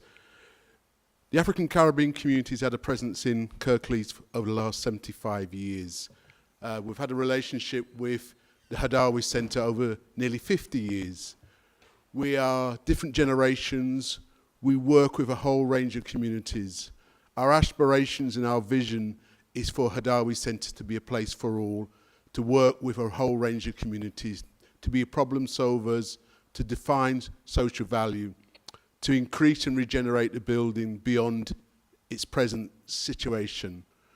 We want to support and we want you to encourage us to develop our business plans, to develop an opportunity, to ensure that the needs of young people and the younger generation are met, and that in 50 and 100 years' time, the building is still there, still got a role, still has a presence. Hadawi offers us an opportunity to work with a whole range of people, including the council, including other organisations, to actually ensure that the values, the core strategies, what taking place happen. We want to build health and well-being. We want to ensure there's an education. We want to ensure that the future generation have an opportunity. The community has helped create stars, international, local, national individuals. We want to see the future. We want to work with the council on building. We've got the skills and energy to do it. We've got potential partnerships who said they will come in and work with us to do the project. What we want is the opportunity to be able to build, regenerate, and enable Hadawi to be a place of a sense of a purpose and a sense and a place where people will come and support. It's important that we undertake the community asset transfer. As our communities are changing and growing and developing, we want to work with communities on a range of issues. We want to work with our partners on a range of issues. And we want to ensure that Hadawi has a long-term presence in this community, wider than just a core building.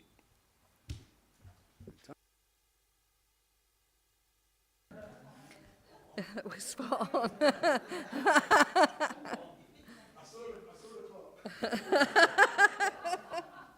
So thank you for your time. I'd like to thank the community for coming and articulating, and other communities that have come across to articulate about their assets. But what I'd like to do now is introduce Councillor Turner that will go through the report. Chair, thank you very much.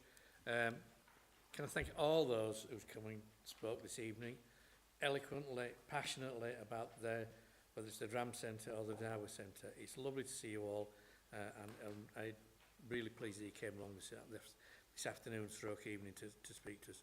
So our corporate landlord team have been reviewing the many and varied assets of the council. The review has resulted in what we currently call the core requirement. So any building or asset that is not needed to provide services and accommodation for staff will form part of our asset disposal programme over the coming years. The core asset strategy ensures that we have the correct buildings in the right place to deliver the services of the council. Following this review, a number of buildings and land assets have been identified as surplus to the council requirements. Those surplus requirements will be disposed of through our standard disposal channels. Unfortunately, some of the assets we look to dispose of are much loved by the community they served. We know and understand the impact these disposals will have on some communities. I've said this many times, and no doubt I'll say it again tomorrow. We don't take these very difficult decisions lightly. Where the building has been declared surplus requirements and proposed for disposal, communities can at this point seek to apply for a community asset transfer. Existing community groups that apply for a community asset transfer will be supported by officers who will work with them to provide them with the relevant information to enable them to see if a community asset transfer can work. The timescales for the CAP process are clearly defined on page 94 of today's agenda, and we will stick to those timescales to ensure that any buildings deemed to be surplus are transferred through a CAT or are disposed of as quickly as possible to ensure they don't deteriorate, causing extra cost either to the community or the council. I know all these buildings well, some better than others. I think everybody in this room knows the Adawi Centre. They'll have all been to a meeting there at some point, I've no doubt, in the past. So I understand how important it is to the Afro-Caribbean community. Pre-COVID, I was invited down to have a meeting with the community, and we met at the St John's Annex, which is a bit of a blast from the past, because that's where I went to college many, many years ago. And I think, from memory, Johnny was there, and we had a long discussion about how they would want to take over the community asset, and they had really good, solid plans. So I went back, we had many meetings with officers, but at that time, it was the only building that had the capacity for certain events that we wanted to do. So it wasn't surplus to requirements, we needed it at that point. However, times have changed. We now have more capacity in places like Civic 1, so we don't need that size of building and that capacity. So we've deemed it surplus to requirements. So it will become available for community asset transfer. And nothing would give me a greater delight than to see a successful asset transfer on that building, because it's a real passionate community that makes real good use of that building. So I would encourage you to apply for an asset transfer within the timescales, and as I say, officers will give you support. There are other organisations which we will help you access to provide that support for you. But I think this is a really good opportunity to provide an excellent facility for that community. Red House, we've heard the passionate plea about Red House, of course.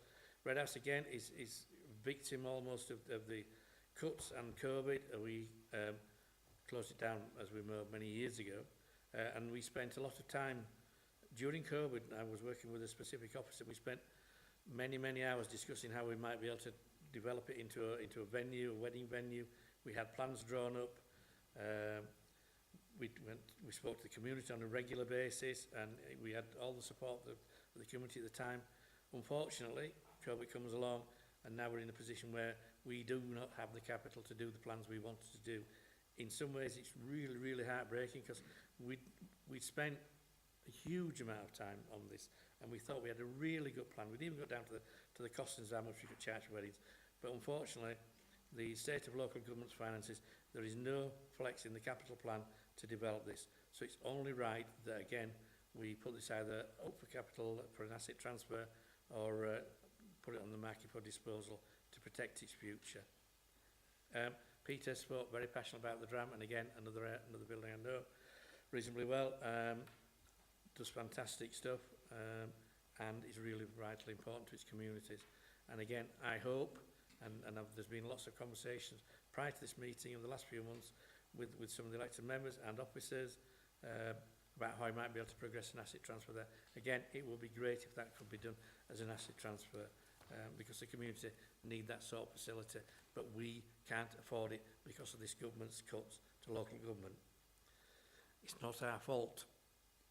we don't like to do these, as I said, we don't like to do these decisions, but we must make these really tough, heartbreaking decisions.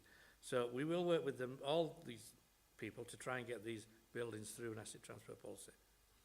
So by disposing of all these in this report, we saved £240,000. Now, somebody might say out of a shortfall next year, 47 million, it's not a huge amount, but every penny makes is vitally important at this moment in time for this council and local government across the country. So not only will we see this significant revenue saving if the buildings are sold, we will then, for those that may get sold, we will see some, hopefully, capital receipt on those. Having said that, I'd like to see at least 3 of these go through to community asset transfer. One of them, the beach one, I think is destined for sale because the people who are using that have now found alternative provision. And again, that's one that's been around a number of years, about 7 years. So without a fair funding scheme that recognises need and deprivation, I believe we'll see many more councils having to make these really tough decisions that have huge impacts on their communities.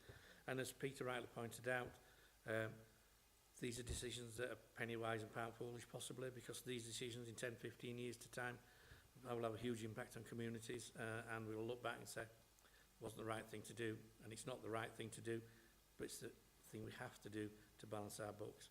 And we do know, as I said, there will be an impact further down the line, but that's the way we run our country at the moment. So, Chair, it is genuinely with a heavy heart that I ask Cabinet to support the recommendations in today's papers to declare 1 Beach Street, the Dram Sports and Community Centre, the Odawi Centre and Red House surplus to the core offer of council assets, and look to dispose of should any community asset transfer be unsuccessful.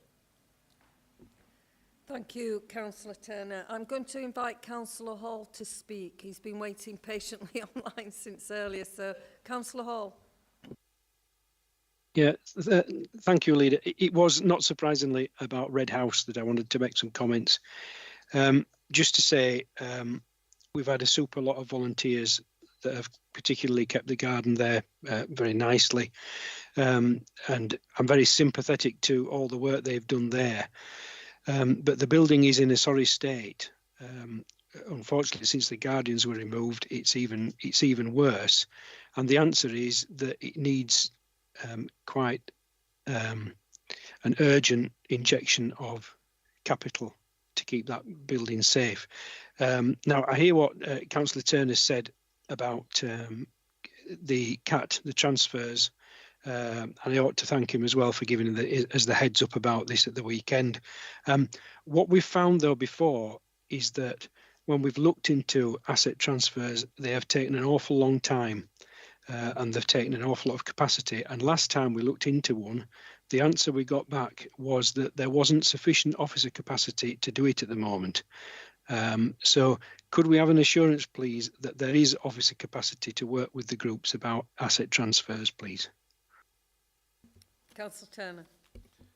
We, as you well know, David, are massively short in all our parts of the organisation for various reasons. People retiring early, not being a great opportunity to work for local government at the moment, and a lack of skills across the entire country in various sectors. We will work as quickly as possible with all organisations to get these through, because it is in our interest as well, because as I said earlier, the longer they're left empty, the more they cost in the long term. So we will try and progress those as quickly as possible, but I can't give you time scale because I say we don't have as many people as we would like, but I can promise you we will do it absolutely as quickly as possible, and we will work with those communities to try and get this done as soon as we can. Thank you. Thank you, Councillor Turner. I'd like to bring Councillor Carr. Thank you, Chair. I entirely understand the current financial position of the Council due to a decade of Tories defunding of all public services.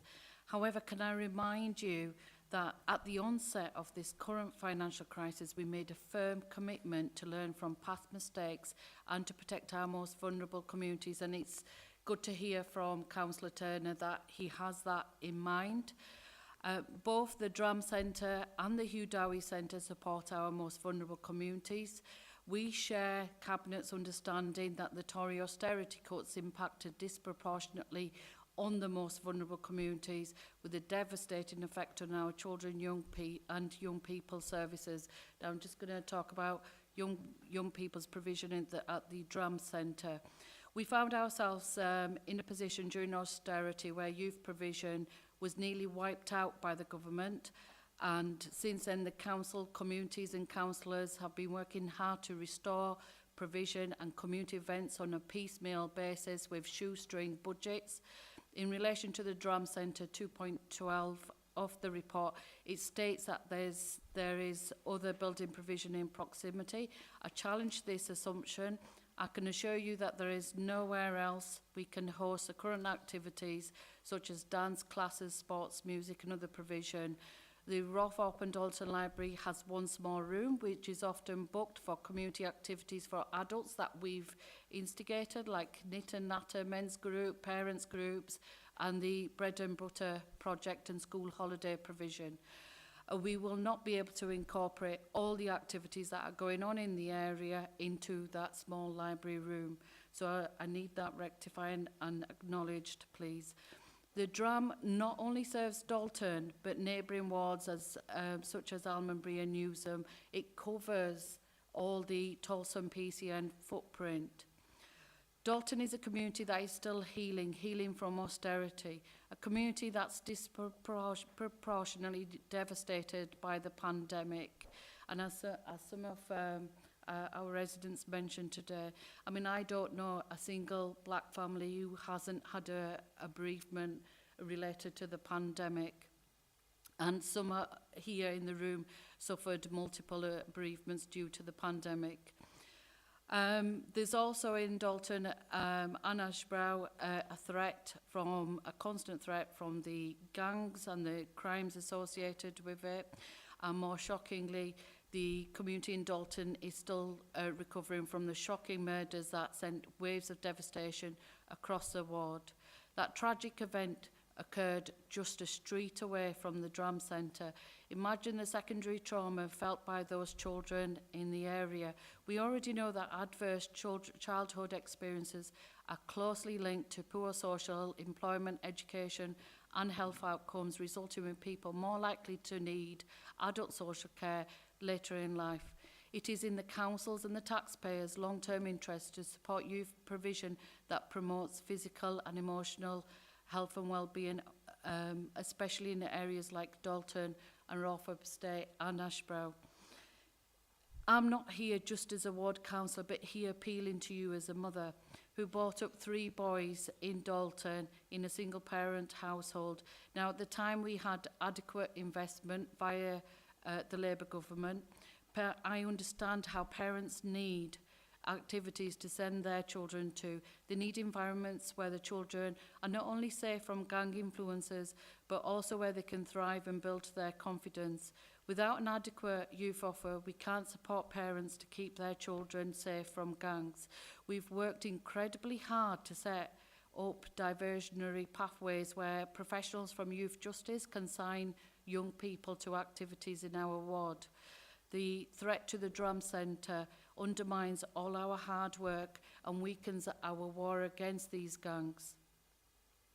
In terms of the Hugh Dowie Centre, recently I've been made aware of this consortium group that's present today. The Hugh Dowie Centre, it does serve the black community across the whole of Huddersfield, not just Dalton or 1 or 2 wards. We will be supporting any application that they make for a lease or asset transfer. And I'm talking on behalf of all my Dalton Ward colleagues to save these valuable community facilities. It was used, just as a reminder, as the first test centre in South Kirklees when the pandemic took hold. However, can I request that the legal team investigate the conditions related to the original funding of the Hugh Dowie Centre? I believe there are conditions attached that state that upon disposal, grant sums have to be returned to central government. So it's something that we need to look into. Because that statement, it'd have to be verified legally. So Yeah. I don't think you should be making comments like that that can be taken at the side and Councillor Turner will take that up. I'm But- happy for it to be investigated Yeah, further, but yeah. to make a loose Yeah. comment like that is not acceptable. So Councillor Turner will sum up when he's ready. So I'm not Okay. saying, we do not want that comment because you cannot justify that comment. Okay, I'll change that comment to, can the council look into any sort of conditions on that original money that was used to fund it? Councillor Khan, I have said to you that that will be taken up separately. That is not an issue to be discussed here. We're talking about an asset, and should an asset transfer be discussed with the community, that will be dealt with. But you can't make comments like that here today. We're here to talk about assets. Fair enough, Chair. If I would have raised this earlier if I'd been briefed in relation to the Hugh Dowie Centre, but I'll leave it at that then. Thank okay. you. The report mentions mothballing, and this concerns me. Please could I have some clarification as to whether the Dram Centre or the Hugh Dowie Centre are to be mothballed, and if so, when? Both sites have bookings from community providers. Could I also request, if we end up in a position where the worst case scenario has been reached, that the council assists in finding alternative spaces for any groups affected by the council's decisions? Given that I've been chasing discussions regarding the Dram Centre since January, till Councillor Turner's recent intervention, thank you, Graham, leaves me with great concerns that I share with Councillor Hall relating to staff resources. Could you please reassure us that groups applying for asset transfers will get the adequate support and assistance needed? And as Section 118 states, successful community asset transfers are dependent on the complexity and scale of the asset alongside the capacity and capability of applicants. I would also add that the capacity of staff in the context of this financial crisis is equally important to a successful outcome. Can I also raise an issue about how the, in relation to apparent community funding of the Dram Centre when it was set up, could we please verify if community resources were used where I've been told that residents fundraised for it? If this is true, would that money be returned to the community of Dalton? We're here to talk about an asset transfer. We're not aware about any of that situation, so you can't speculate on making comments like that. If you want to take that up with the portfolio holder as a side issue, it can be taken up. But we're here to discuss the assets and possible asset transfers or disposal, because no decision has been made. It requires the community to come together and us to enable and facilitate. I think Councillor Turner articulated that very well. There is support mechanisms in place, and there's other organisations out there that are happy to help as well, should you want. If they've already done one, they're more than happy to help. So I'll let you sum up now, and then I'll bring in Councillor Hawkins. I think I can pass over to Councillor Hawkins. Thank you, Chair. Councillor Hawkins. Thank you, Leader. Thank you, Cabinet. I want to start as well by thanking Councillor Khan, Dr Angela Ellum and Pete McBride for their support in coming up with these remarks. It's a personal pleasure to sit alongside Peter, my predecessor and friend. So you've got a collection of councillors past and present speaking with one voice today. Dalton Ward faces possibly is at risk of losing two large community facilities, the Hadawi Centre and the Dram Centre. I think you've heard very articulate, very passionate representations on the Hadawi Centre. I only wish to add my voice of support to them and speak more specifically on the Dram Centre. In 2004, the Labour government, Sports England and Kirklees Council came together to fund a 1.6 million facility to be used for the Dalton, Rawthorpe and Moor Green community. Nearly 2 decades later, we can't ignore the financial pressures which has brought us here today. Over a decade of austerity has starved Kirklees Council of its fair share of funding to preserve local services. And the Tory government today has very different priorities, awarding £250,000 to millionaire Craig Leslie for sports provision in Shelley, while areas like Dalton receive nothing.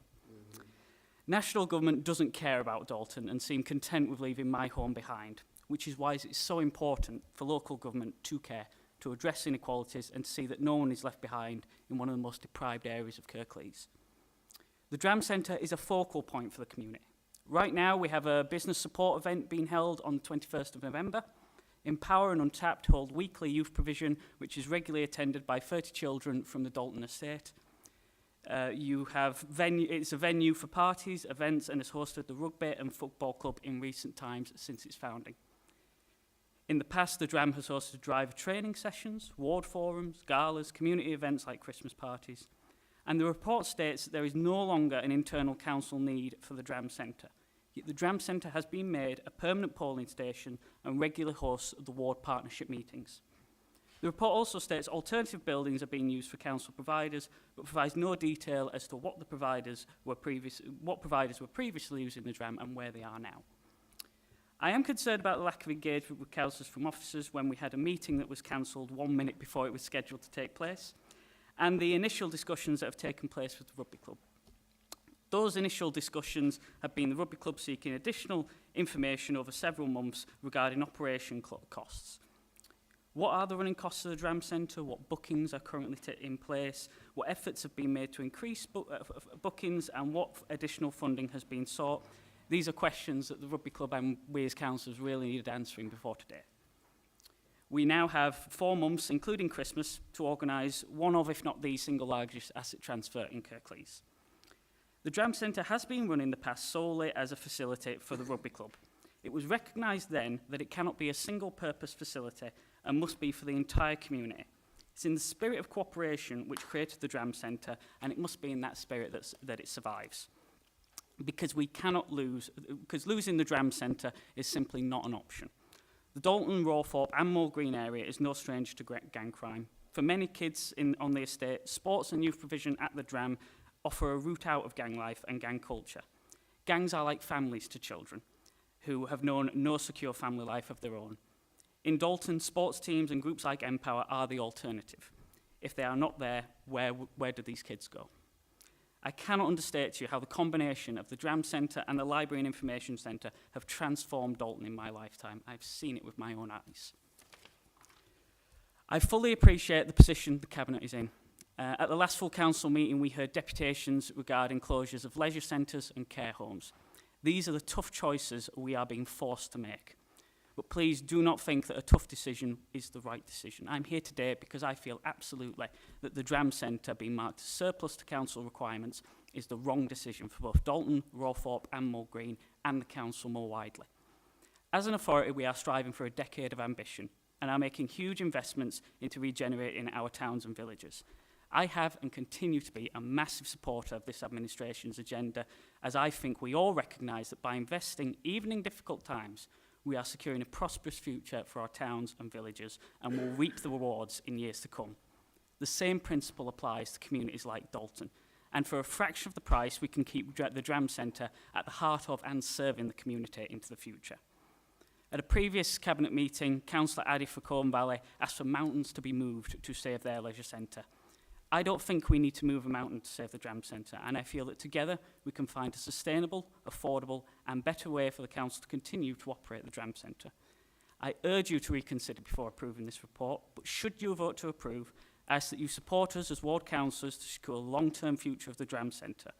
We need reassurances that the Council will devote the energy and resources into thoroughly assessing the viability of any asset transfer and support any community to see such an asset transfer through to completion. Because as I stated earlier, losing the Dram Centre simply cannot be an option for us. Thank you, Leader. Thank you, Councillor Hawkins. I'd just like to mention something, and I'd like to thank somebody that's here today. It's Councillor Amanda Pinnock.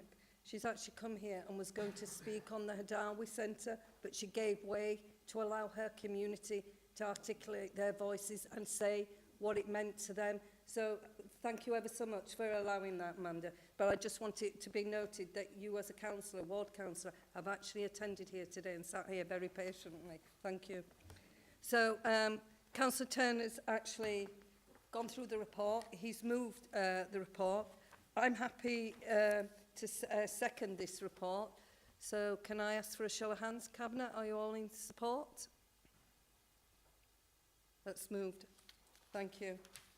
So we're now moving on to the next item on the agenda, item 12, which is about the data network. So we've got Councillor Davis. Thank you, Leader. So this paper sets out the decision required to replace our core network hardware and the data network services between our corporate council assets.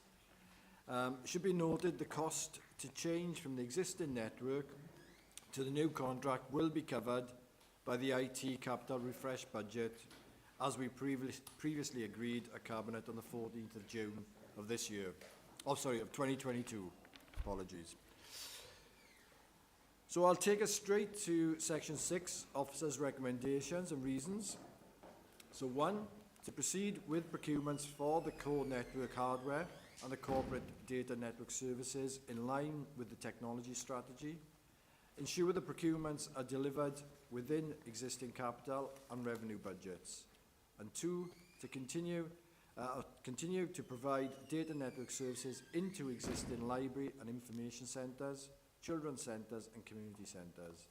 The contract will include options for more cost-effective connections and aim to provide social value tariffs for community-based assets right across Kirklees. I move those recommendations, support those fully. Thank you, Leader.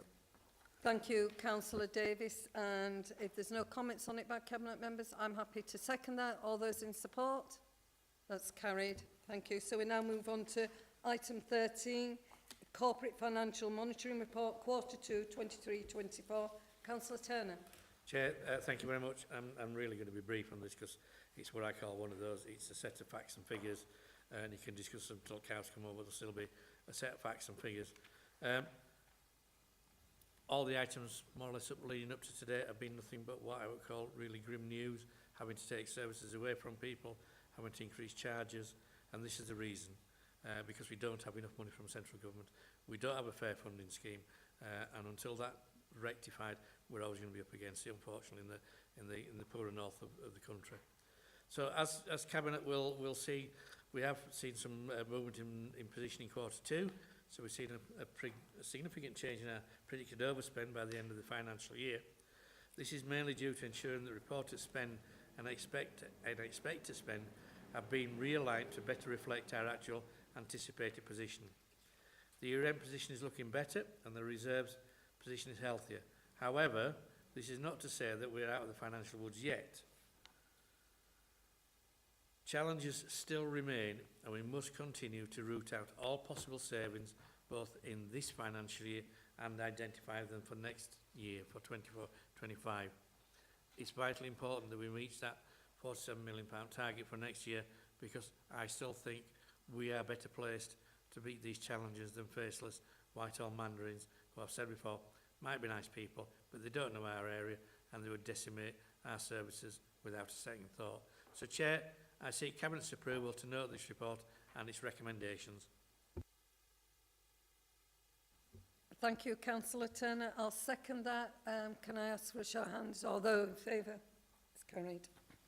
So we now move on to item 14, the withdrawal of Netherton and South Crossland Neighbourhood Plan Forum designation. So, Councillor Turner again. Yeah, Chair, this report is before Cabinet today to formally remove the Netherton and South Crossland Neighbourhood Plan Forum designation. The forum is not meeting and has no intention of meeting to formulate a plan, so as no progress can be made on a neighbourhood plan, I seek Cabinet's approval to withdraw the designation of Netherton and South Crossland Neighbourhood Forum in accordance with Town and Country Planning Act 1990, Section 61F. Thank you very much. Thank you, Councillor Turner. I'll second it. So I ask Cabinet to show of hands. That's carried. Thank you.